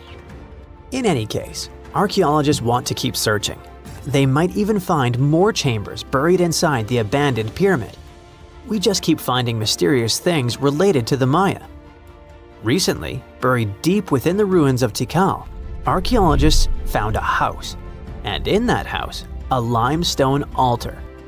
It was covered in vibrant murals of red, yellow, and black. What's weird is that this build wasn't made by Maya. It was unmistakably Teotihuacan in style. And just like the tomb from before, it was made about 1,700 years ago. The altar was discovered inside a Maya-era residence known as Group 6DX7. It stood 3.5 by 6 feet right in the center of the home. That was very typical for Teotihuacan traditions. It bore a mural of the storm god. That was also a central deity in the Teotihuacan pantheon. But this altar depicted no kings and no rulers. That's very weird. As we said, Maya worshipped and honored their dynasties and political power, putting them pretty much everywhere, like some merch. But instead, this altar worshipped the deities alone, and it did so in the heart of Maya's main capital, Tikal. When archaeologists dived deeper, they saw it as unmistakable proof that Teotihuacanos not only came to Tikal, they thrived there. This house wasn't some trade outpost. People actually lived in it. Teotihuacanos built homes, practiced their rituals, and left their deities behind in this city. And Maya seemed to be chill about that. Researchers think this was a home for some elite people from Teotihuacan, or maybe it belonged to Mayans who practiced Teotihuacano culture and deeply respected it. But it might be something darker than a simple, friendly multiculturalism. The two cities weren't in the best relationship. There was some tension, maybe even surveillance. The house and the altar were probably built around 300 to 400 BCE. That was a period when Tikal was rising in power. This might have caught the attention of the mighty empire to the north. It's almost as if Mayans poked the beast. By 400 to 450 BCE, that attention may have become something sinister. The altar could have actually been the symbol of domination. Had the Maya of Tikal truly welcomed their guests, or did they come here and bluntly started building foreign altars in sacred spaces? Did Teotihuacan use this as some kind of soft invasion? In that case, it would make sense for Mayans to destroy that place or vandalize it somehow. Mayans regularly buried their buildings and rebuilt on top of them. But for some reason, this altar remained untouched. Mayans found it and buried it with the surrounding buildings as they were. No vandalism, no destruction, no rebuilding even. Looks like they had some complicated feelings about Teotihuacans. It was a time when cultures clashed, fused, overlapped, and possibly spied on each other. Perhaps one day we'll learn more about what really happened among these ancient civilizations. For centuries, the whole world was wondering how the giants of Easter Island moved around. Maybe powerful chiefs ordered big groups of workers to haul them. Or the elite controlled special statue-making quarries. But now we finally know the people of Rapa Nui didn't drag their moai statues into place like lifeless logs. They made them walk. Scientists looked at nearly 1,000 moai, checked their shapes, proportions, wear patterns, and the gentle forward lean and curved base that many statues have, and then it struck them. Those details weren't accidents, but engineering. The forward lean shifts the center of gravity, and the curved base lets the statue pivot like a pendulum. Once the motion starts, inertia helps carry each step. Think of it like walking an enormous stone toddler using ropes and balance. To prove this right, the research team built a 4.35-ton replica. The real statues were around 13 tons, and some weighed up to 80 tons. With 18 people on the ropes, they walked the statue about 300 feet, about the length of a football field, in 40 minutes. That's faster and easier than dragging something flat across logs or rollers. The old roads of Rapa Nui also help the process. They're about 14 feet wide, and the way they curve inward makes them perfect to keep a statue steady while it walks forward. Every time the islanders moved a moai, they weren't just walking it, but they were literally shaping the road as part of the job. When you look at the island's landscape today, you can actually see these paths crisscrossing each other, sometimes running side by side like alternate routes. The ancient workers were likely clearing a stretch of ground, moving the statue a bit, clearing a bit more, then rocking it forward again in a specific rhythm. It looks like they spent just as much time prepping the road as they did moving the statue itself. So, the ancient Rapa Nui didn't need thousands of workers or modern machinery, and it all worked with just ingenuity, rhythm, teamwork, and clever design. The transportation wasn't the only moai mystery. People knew the statues were meant to honor important chiefs, but no one could explain why the ancient islanders picked those exact spots for them. Most of the moai sit right along the coastline, almost like they're guarding the island. So a team of scientists took a closer look at those locations, and the answer turned out to be all about water. Easter Island's volcanic soil is super porous, which means it soaks up rainfall quickly. Because of that, there weren't enough rivers or streams, and the island ended up with very limited fresh water. Hundreds of years ago, the people survived thanks to groundwater discharge. Basically, water stored deep underground in layers of rock or soil called aquifers eventually rises up to the surface on its own. When that water bubbled up near the coast, it mixed with seawater, but the mix stayed fresh enough to drink. The locals collected it right from those coastal spots, and that's exactly where they built the moai. They weren't just decorating the coastline, they were marking the island's most essential source of fresh water. Now, most of the moai bodies were made from volcanic tuff, a soft, easily carved stone, and most of the statues were carved in one quarry inside an ancient volcano. In October 2023, a wildfire tore through the quarry, and everyone who cares about Rapa Nui got really concerned about whether the site would survive future disasters. So when a team of scientists arrived in January the following year, a local community group asked if they could document the quarry, just in case another fire damaged it for good. The geographers jumped at the chance and launched about 30 drone flights over the quarry. Flight after flight, they collected an incredible 22,000 photos. After that, they spent months running those images through computer software that stitched every piece together into a single, hyper-detailed 3D model. Now anyone in the world can explore Ranu Raraku, one of Easter Island's most important quarries, without even setting foot on the island. Of course, the 3D model isn't just an online tour platform. The team noticed that there were several workshops inside the quarry, and carving techniques changed from one site to another. So there wasn't one chief who told them how to do it, but rather each spot worked like its own workshop that was tied to a specific family clan. This could also be another proof that the moai could move with far fewer people than anyone once believed, probably around 20 to 50. That's roughly the size of an extended family or small lineage group on Easter Island. Most statues were carved while lying on their backs, from the top down. In the most common method, the carvers focused on the face first, shaping the eyes, nose, and mouth, and then carved the outline of the head and body around those features. The second method flipped that order. They carved the entire block into the basic shape of a moai first and didn't add any details until later. And in a few rare cases, the carvers went at the stone from the side and worked straight into a nearly vertical cliff, which must have taken some great skill. And just when researchers mapped over 1,000 moai and thought they knew them all, the island threw them a curveball. In the middle of a dried-up lakebed, a place no one expected anything, another statue appeared in 2025. It was the first statue found in a lakebed before, and it might not be the last.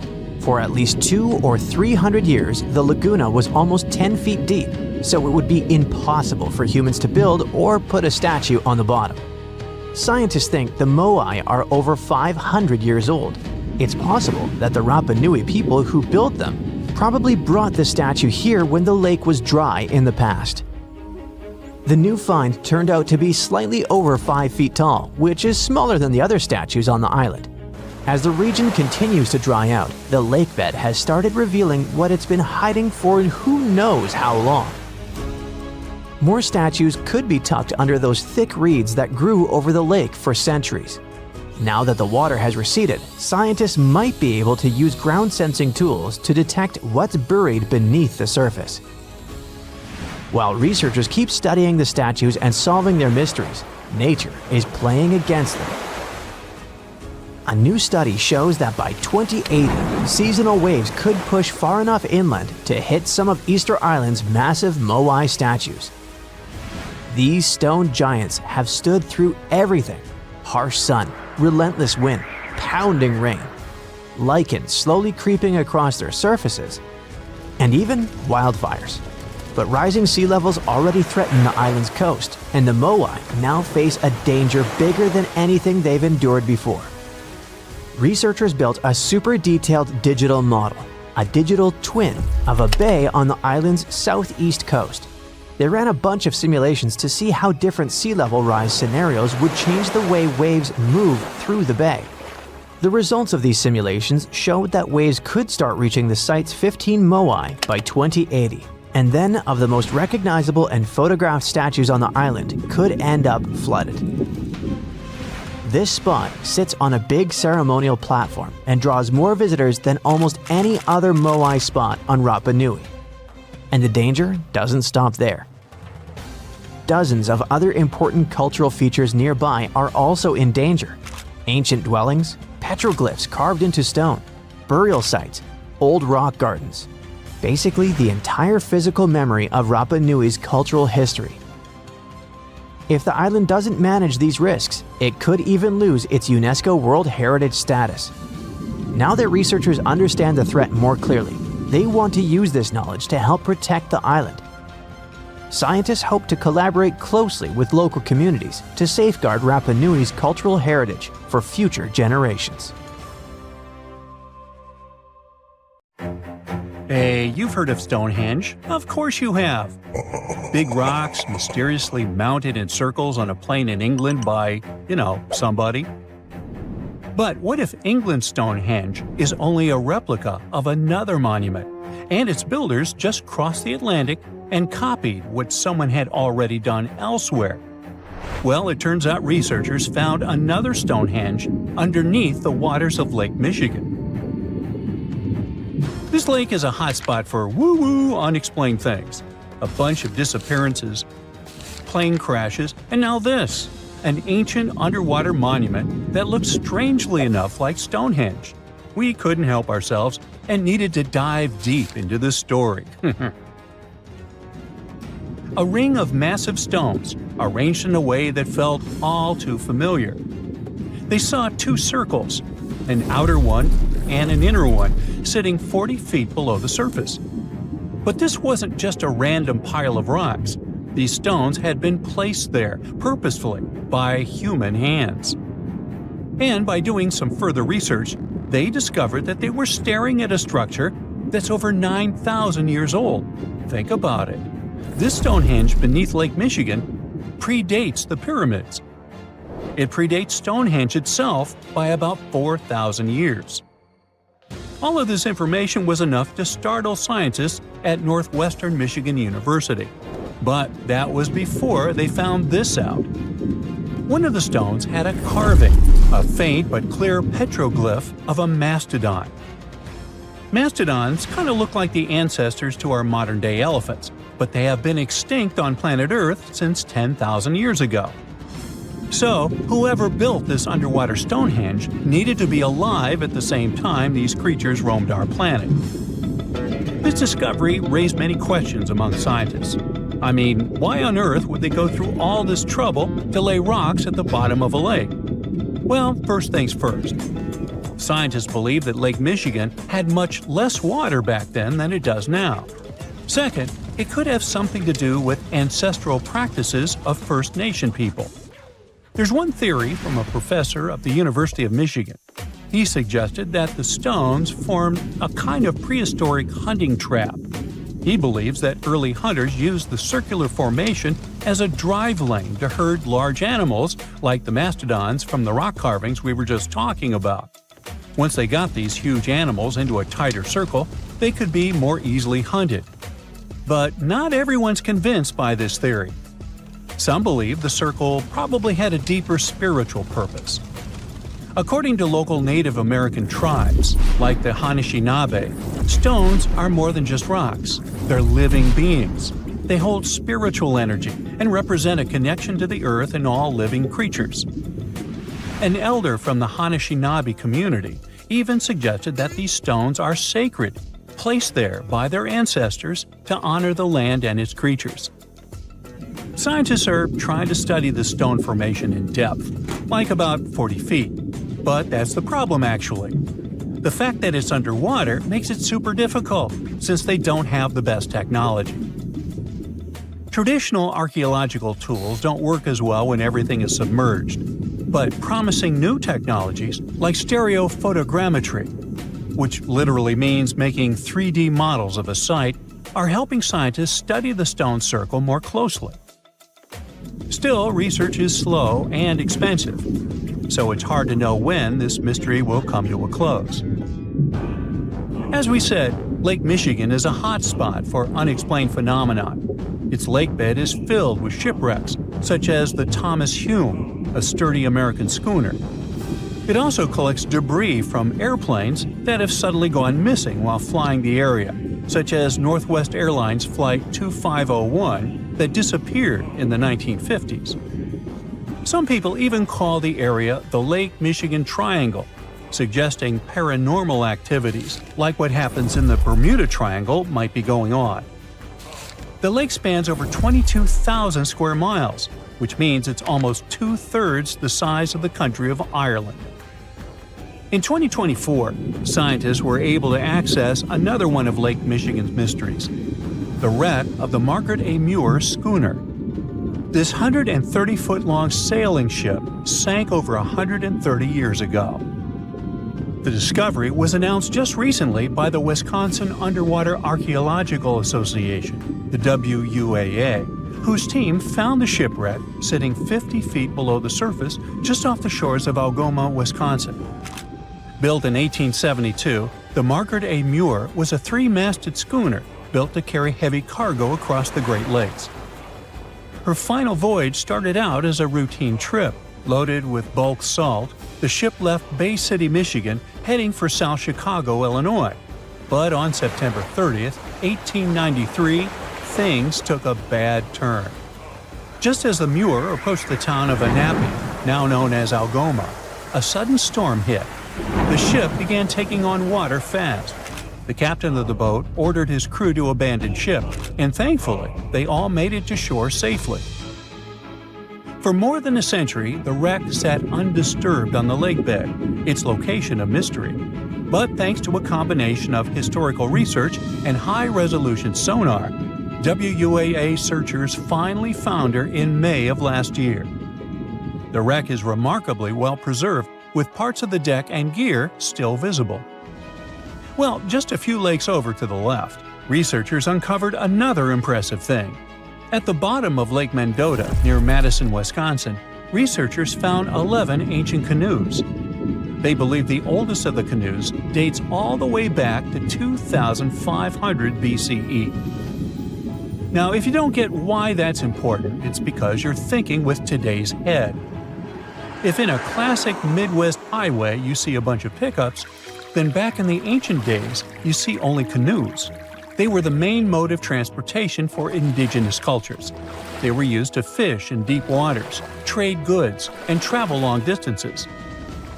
The reason why scientists were so excited with this discovery is because they had never found any proof of what canoes were being used for in this region back then. And to understand the local cultures that inhabited the area during this time period, they needed to have some information on that. This exciting discovery was announced by the Wisconsin Historical Society in May 2024. The first canoe, which they believe is around 1,200 years old, was pulled from the lake in 2021. Then a second one was dug up in 2022.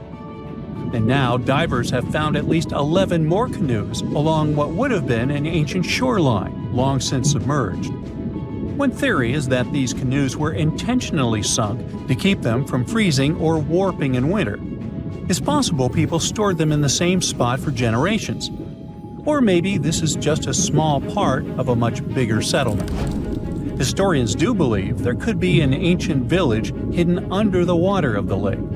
Divers have already found stone tools, like net sinkers used for fishing, but the village itself hasn't been located yet. Truth is, while the Great Lakes often steal all the thunder, scientists point out that smaller lakes like Mendota have stories too. The Wisconsin Historical Society is working closely with Native nations to piece together more about the lake's history. You'll need to believe me when I say there is a third Stonehenge, all the way under the waters of Lake Constance, Switzerland. I mean, think of it like Stonehenge's cousin. Archaeologists began to discover this back in 2015, when they found a line of 170 man-made stone cairns under the lake. Scientists say this was most likely the work of several villages, and that the cairn site was probably used for some collective purpose because, well, the formations are huge. Some of them are several dozen feet wide, and they can build up to 6 feet. The most amazing discovery so far is that the site dates back to around 5,500 years ago. So around the time the original Stonehenge was being built. Some of the facts that link them together are their construction dates, as well as the distinct characteristic of stone monuments built in a circular format. Scientists don't know much about this site yet, but hey, I see a pattern manifested all over the world, don't you?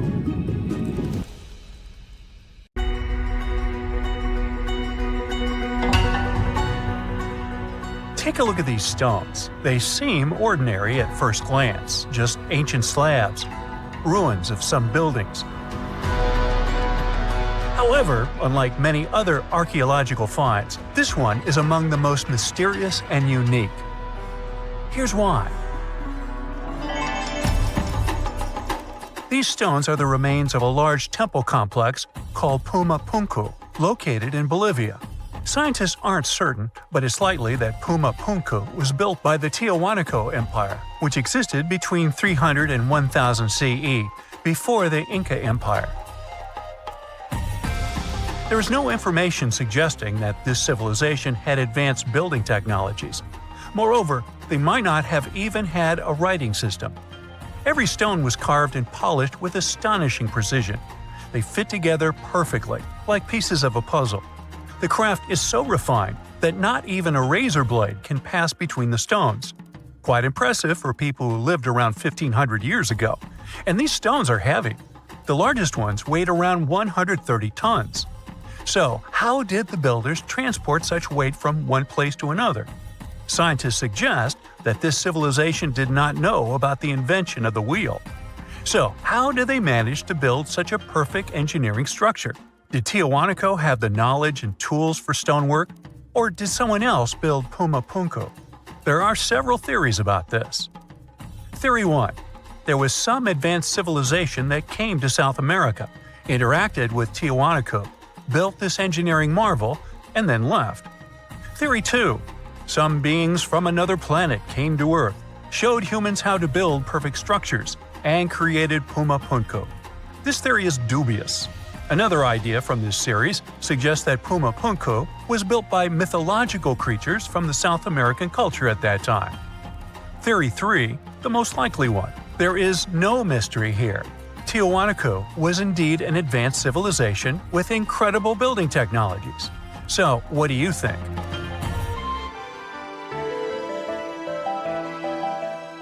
Okay, we've seen some pretty rectangular stones used for building a temple. How about perfectly round stones for studying the starry sky? Or for some other purpose, it doesn't matter. So, welcome to Costa Rica. In the south of this country lies the so-called dicaspheres. These are large, heavy, round stones created in the pre-Columbian era, around 600 CE. Now, each stone is made from a unique type of rock formed from cooled magma. In other words, someone waited for a volcanic eruption to end and for all the magma to cool, and then took all this material and carved these spheres from it. But how did they achieve such a perfect shape? Scientists suggest that people used small stones to grind and carve the cooled magma. Some specialists think that the stones were made for navigation. They could have indicated the way to certain places. Another theory claims that the Dica squares were used for astronomy. No one knows for sure. We may never get the answer to this question because the people who knew the secret of the stones disappeared after the Spanish expansion.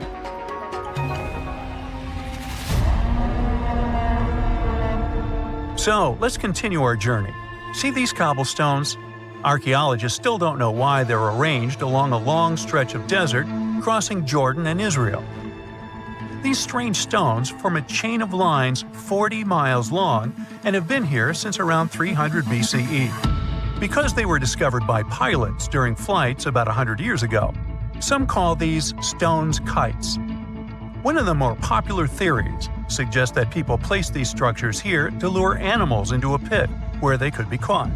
Apparently, ancient hunters knew the behavior of local fauna well, and were sure the animals would somehow walk along these stones, ending up in an open area with a pit where hunters could easily do their work.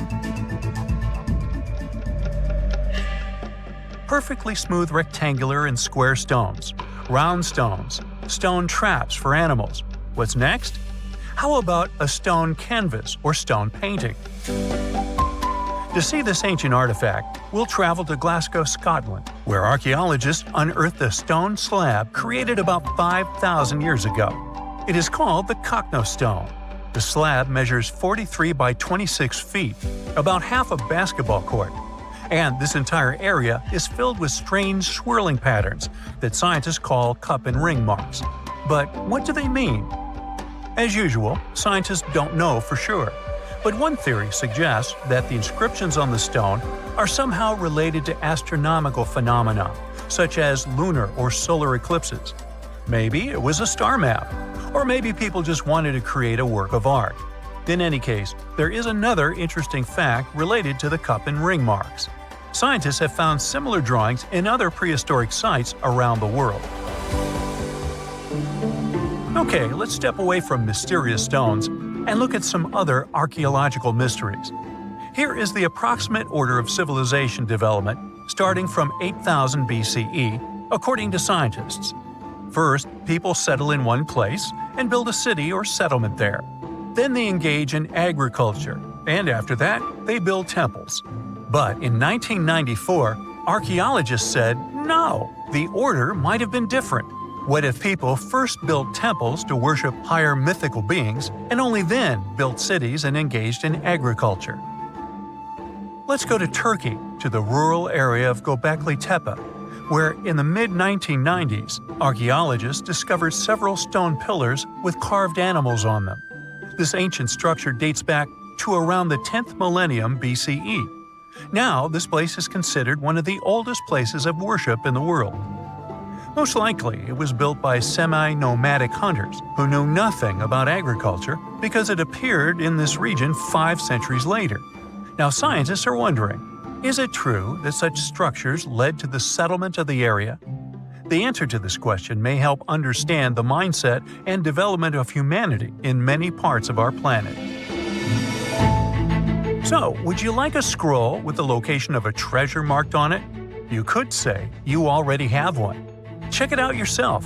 Just Google the Copper Scroll Treasure. Download a high-resolution photo of the scroll and follow the instructions. Oops! The instructions are written in an incomprehensible language. Scientists have been trying to decipher this message since the scroll was discovered in 1952 in Qumran, and the answer is still not found. According to one theory, the scroll contains information about a large amount of silver and gold. But even if the treasure does not exist, this artifact is still quite interesting to study. It was created around 2,000 years ago, during the time when the Roman Empire ruled over the settlement of Qumran. Perhaps the local residents hid their valuables from the Roman legionnaires and left such a map for their descendants. When you approach this archaeological wonder, you won't notice anything. But if you rise into the air and look down at the ground, you'll see amazing patterns created by the people of the Nazca culture. This discovery is called the Nazca Lines. Pilots and passengers of commercial aircraft first noticed them in the 1920s and 30s during flights over Peru. These large drawings consist of geometric lines, complex images of animals, and whimsical figures. More than 2,000 years ago, people removed part of the surface soil of this land and created these patterns. But why? The Nazca Lines continue to captivate researchers and enthusiasts alike. Recent technological advancements, such as drone imagery and satellite mapping, have provided new insights into these enigmatic formations. Some researchers are now exploring the possibility that the lines serve multiple purposes, including communication with someone not from our world. And to some extent, this is true. Some scientists believe that the Nazca Lines were a ritual method for communicating with the deities of the Nazca civilization. Studying these archaeological wonders not only enriches our knowledge of the past, but also inspires us to appreciate the ingenuity and creativity of the human spirit.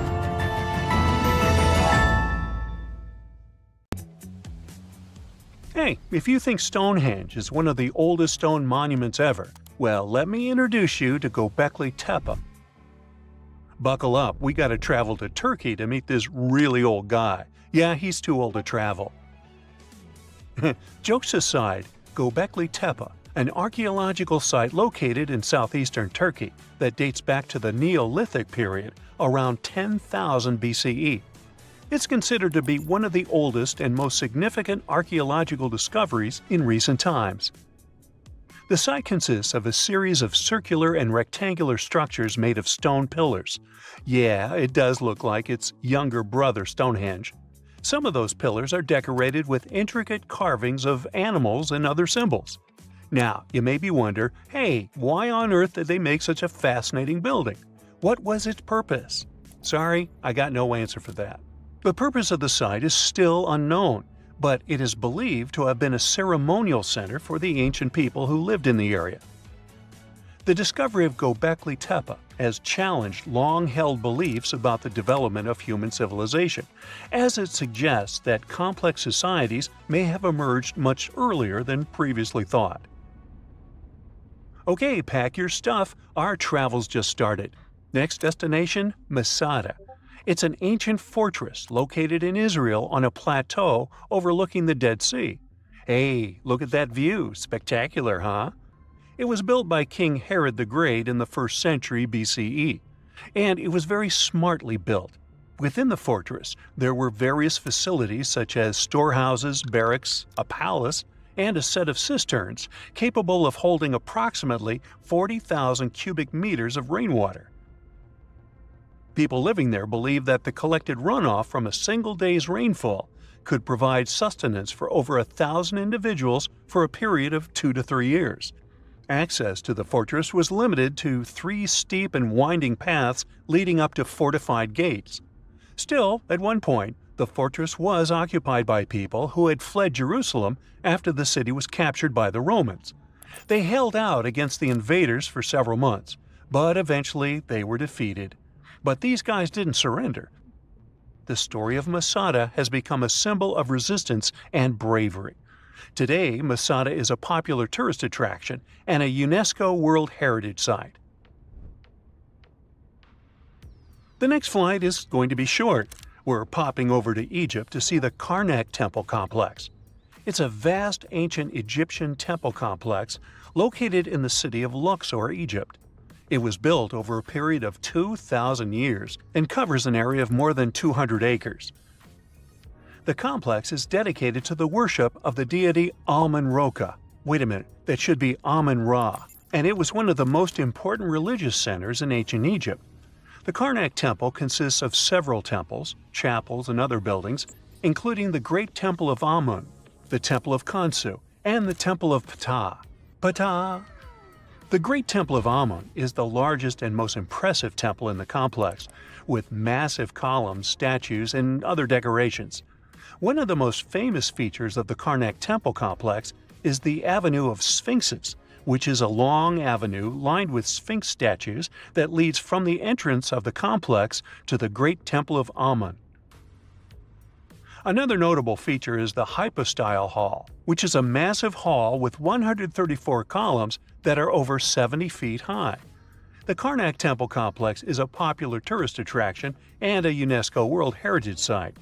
It's considered one of the most important archaeological sites in Egypt and provides a fascinating glimpse into the religion and culture of ancient Egypt. Hey, we can't hop on the next flight and leave Egypt until we see the Pyramid of Djoser. It has another name, by the way. It's also known as the Step Pyramid. This ancient Egyptian site is located in Saqqara. It was built during the 27th century BCE for the pharaoh Djoser by his architect Imhotep, who is considered one of the most important figures in Egyptian history. People believe this pyramid is the first monumental structure built entirely of stone and is an important example of early Egyptian architecture. The pyramid originally stood at 203 feet tall and was surrounded by a complex of buildings and courtyards. It was constructed in 6 layers, each smaller than the one below it, giving it the distinctive step-like appearance. The pyramid was used as a burial place for Pharaoh Djoser and was surrounded by a vast necropolis that contained the tombs of many other important officials. The Grateful Dead? The Pyramid of Djoser has several renovations and additions over the centuries, including the addition of a limestone casing that covered the original step structure. However, much of the pyramid was destroyed over time, and today only the central core remains. Despite this, it remains an important archaeological site and a popular tourist attraction in Egypt. Alrighty, we're ready to move on. There's one more pretty recent discovery we gotta see today. The Tower of Jericho was only discovered during excavations in the 1950s and 60s. It's an ancient stone tower located in the city of Jericho in the West Bank. Just like Göbekli Tepe, this one is believed to be one of the oldest stone structures in the world, dating back to approximately 8000 BCE. The tower stands at over 28 feet tall. It's made up of two main sections, an inner tower and an outer tower, which are connected by a series of stairs. The purpose of the Tower of Jericho is not entirely clear, but it is believed to have served as a defensive structure or a watchtower. It may have also had religious significance, as it was located near a sacred spring. The Tower of Jericho is a significant archaeological site and has provided valuable insights into the early history of human civilization. It's open to visitors and is a popular destination for tourists interested in ancient history. Now, this ancient site even got attention from Netflix, and they made a movie where the action takes place in Mohenjo-Daro.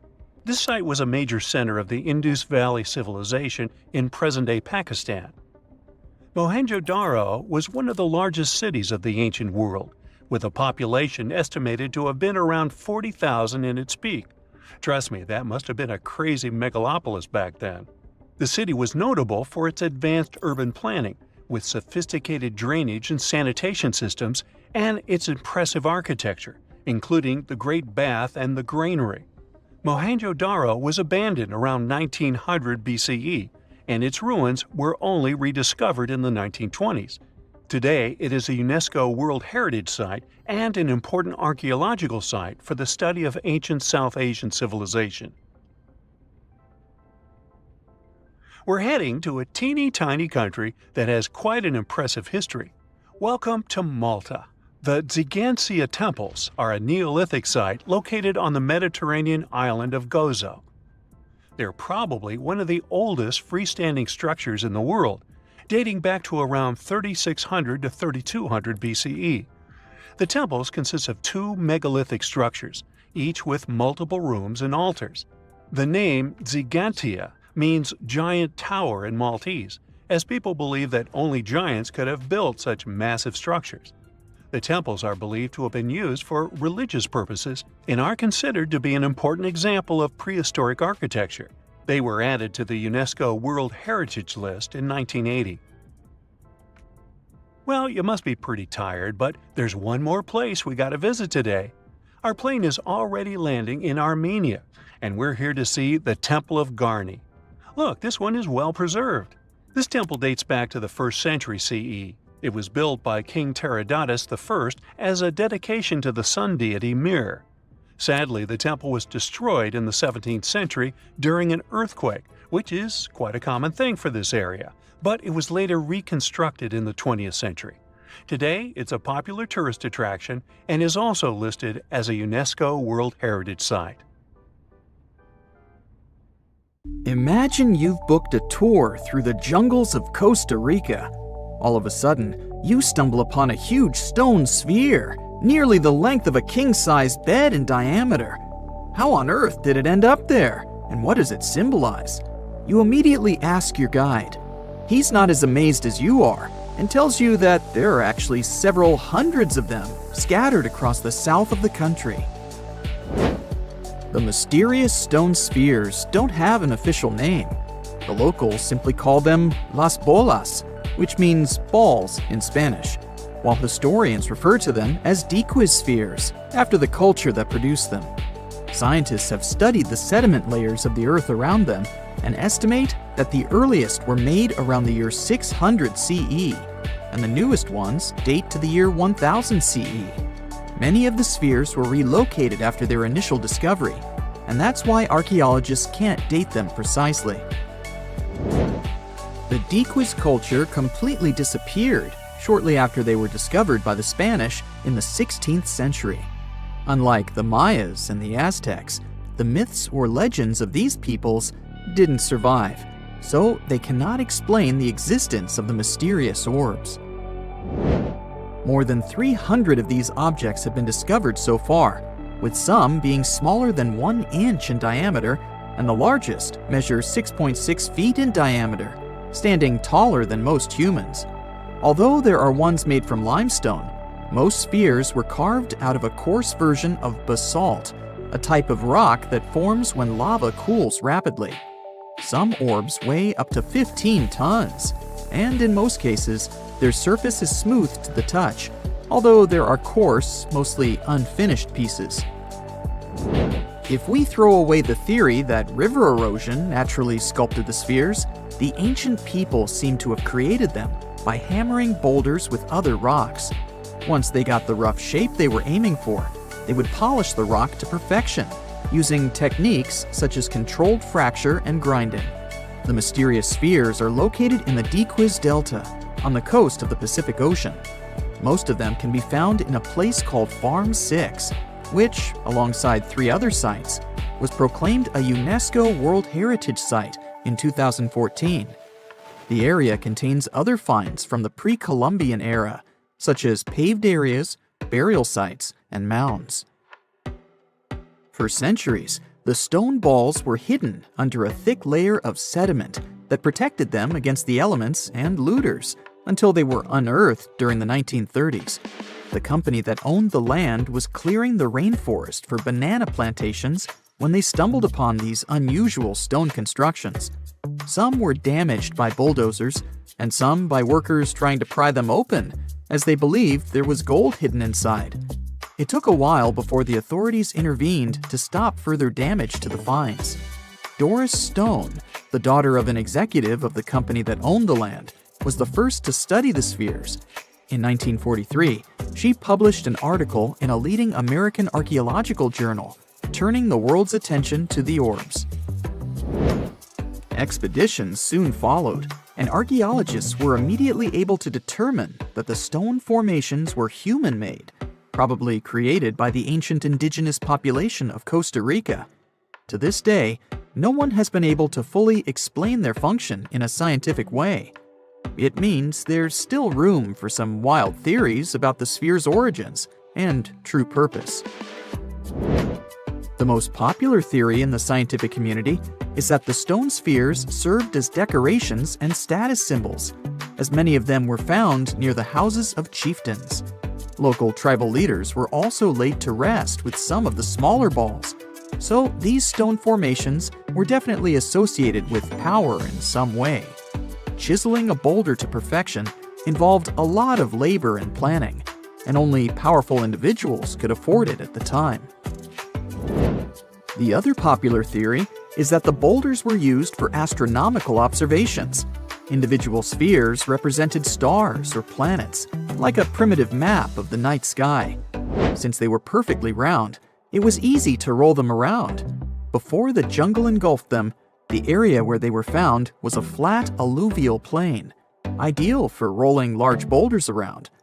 Another version of this theory suggests that the stones were used as boundary markers, much like modern border stones, which are also mostly made from stone. Finally, legends from other tribes that lived in the area tell of how the spheres were cannonballs that the deity of thunder used to drive away the deity of winds and hurricanes. We still don't know the original purpose of the Costa Rican spheres, but they remain an important part of the country's national identity. The National Museum in the Costa Rican capital, San Jose, has 6 of them in its courtyard. Many other spheres have become prized garden decorations for wealthy Costa Ricans. There's even one at Harvard University. More than a millennium after they were created, the mysterious stone spheres of Costa Rica are still associated with power and wealth. In terms of numbers, the stone orbs are not perfectly round. They are rated as nearly perfect, at 96% spherical in shape. And while even that is pretty impressive, the spheres of Costa Rica are not the only ones of their kind. Nearly a decade ago, workers came across mysterious giant stone spheres deep underground in a coal mine in northern Asia. The surface of the spheres, which measured a little over the length of a human footstep in diameter, was unusually smooth, and people tried to explain it somehow. Some were certain they were out of this world, and others suggested the spheres were actually petrified dinosaur eggs. scientists quickly put an end to further discussion, as it turned out that the mysterious spheres were concretions. Those are rock formations that take millions of years to form deep underground. Think of a pebble that picks up snow as it rolls down a hill. That's how concretions are made. Groundwater, rich in sediment and minerals, flows around the sediment, slowly shaping it into a perfect orb. The process is quite common in nature, but most concretions are fairly small. The spheres found in the coal mine grew to their size in the mineral-rich ground, and they were big enough to get the press and the general public interested. Another possible case of concretions is the massive stone spheres found in the Visoko Valley in Bosnia.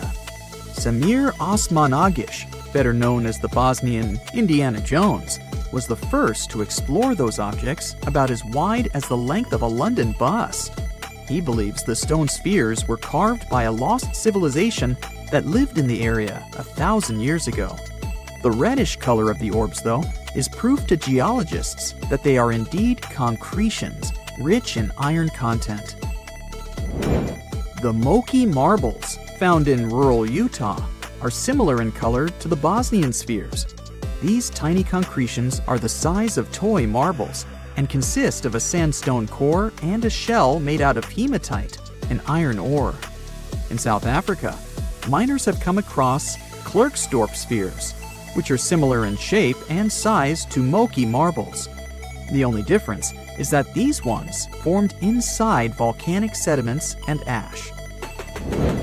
The most intriguing among human-made tiny spheres are probably the orbs found on several Greek islands.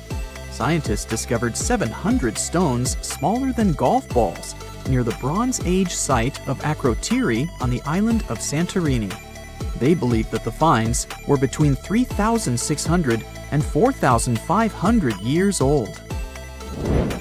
When they compared all the stones' variations in size and color, the archaeologists concluded that these enigmatic stones could have easily been the oldest board game ever made. With the help of artificial intelligence, scientists are now trying to work out the rules of this game. Imagine working 7 days a week on a large-scale construction site.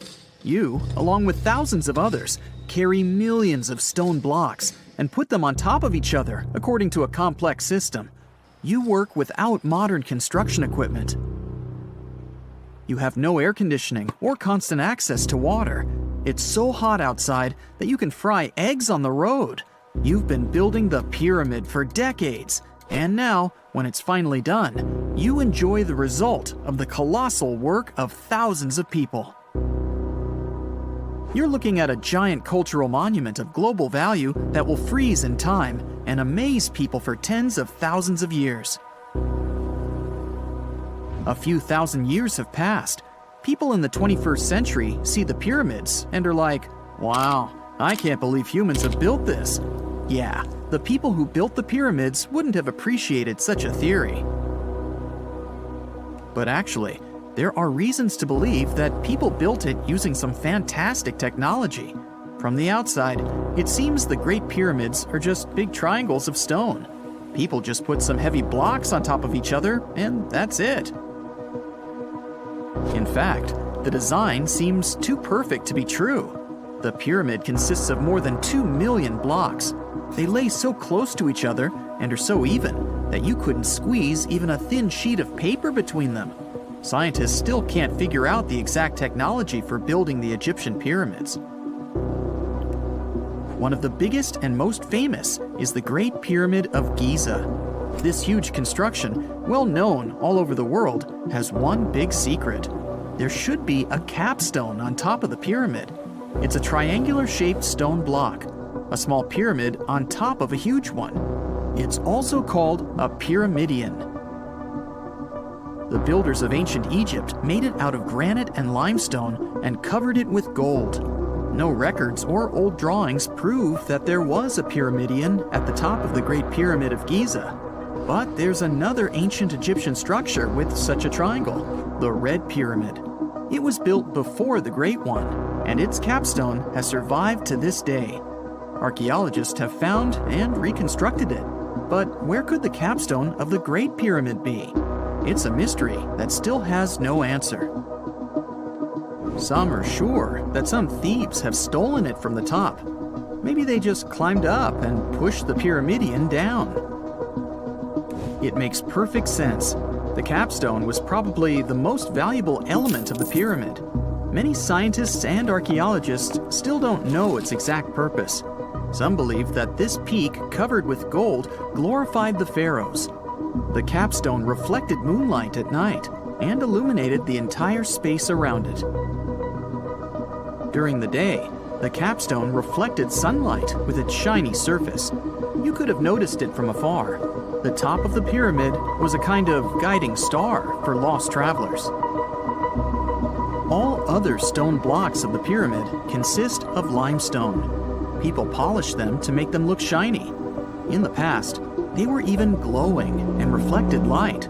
You could see glowing pyramids from space, although they looked like tiny lights.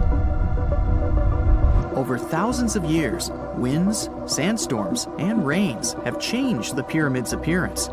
If people had taken care of them all this time, they would have looked like something out of science fiction movies, or the pyramids from Las Vegas. But unfortunately, we will never see their original appearance. Some archaeologists and scientists believe that the capstone could absorb the sun's energy and distribute it evenly throughout the pyramid. No one knows precisely why the Egyptians needed this technology. There's a theory the pyramids are ancient energy systems. The pharaohs applied this energy to use some unique technologies that were more advanced than all the achievements of the 21st century.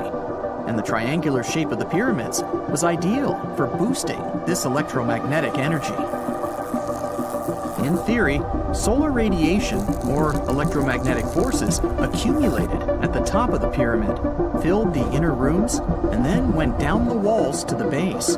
Any surface distortion could prevent the flow from spreading, so they had to create a perfectly smooth surface.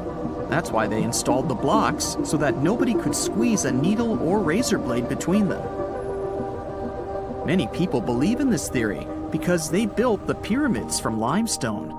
This material can hold energy inside itself. In the inner part, they created granite deposits to cause air ionization, that is, to create an electric charge. They also dug channels under the pyramid for water to transmit electricity. And at the top, they put a gold capstone, the best conductor of electricity. So, this is how you get a great power generator. Different cultures used similar technologies to create electricity all over the world. But these are all theories. If it had been working, humanity would have used these technologies today. There are mentions of the metal industry, chemistry, engineering, physics, mathematics, and astronomy in some ancient records. Most scientists don't believe in all these things. We know the detailed stages of the technology's development in different cultures. In the 21st century, scientists, historians, and anthropologists can track the evolution of all modern devices. If people had created some technological inventions in ancient times, the history of the world would have looked different. Perhaps all the achievements of antiquity could have been wiped off the face of the earth by global cataclysms. And it can happen to us. Just imagine how people would dig up a laptop in 5,000 years. Perhaps they wouldn't understand what kind of device it is. Another Egyptian wonder surrounded by mystery is the statue of the Sphinx. The Egyptians carved it out of a single massive piece of limestone about 4.5 thousand years ago. But scientists still don't know the exact date of its construction or who built it. People painted the Sphinx in different colors, so it looked much brighter and more vivid in the distant past. It was shining just like the Great Pyramids. Anyway, time hasn't only changed its appearance, but its name too.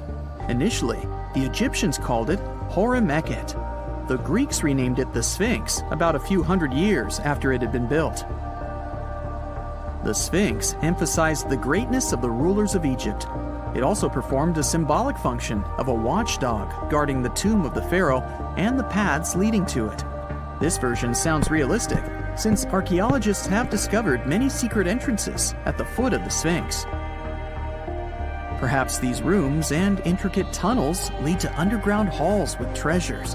And treasures don't always mean gold and jewelry. According to legends and theories, the Sphinx guards the Hall of Records, the storage of all humankind's knowledge. The information about the ancient mythical state of Atlantis could be there. You can find many detailed maps of the internal dungeons of the Sphinx on the internet. They show structures 12 stories deep under the statue. It looks like a small city filled with gold, scrolls of knowledge, and various ancient artifacts. But don't believe all these maps.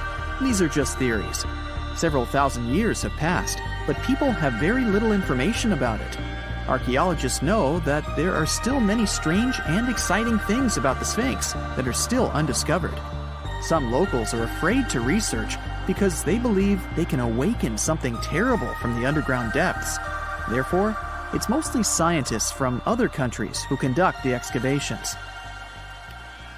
In 1998, scientists discovered strange tunnels leading to empty rooms under the Sphinx. They realized that some people tried to get there through tunnels in the past, and maybe those people took all the treasures that were there. One of the legends says that some powerful artifact lays beneath the Sphinx. Its technology can change the whole world, but the locals are hiding it because it can damage the planet. Some believe that you can find evidence of unknown technologies painted on the granite walls in the pharaoh's tombs. But most likely, these paintings and signs tell us the myths and legends of ancient Egypt. But what if Egyptian symbols and drawings are detailed instructions for using ancient technologies? What if the locals that lived at that time thought, people in the future won't be able to get energy themselves. Let's leave some detailed instructions for them. Anyway, there are many riddles and theories. In reality, the search for answers is a dangerous undertaking, since it's not easy to get into the underground halls. Excavations can ruin the structure of the entire Sphinx. Any person inside the tunnels may get lost and never be able to find their way back. Besides, it costs a lot of money. Now, what would be awesome is if people could invent some device that could scan underground areas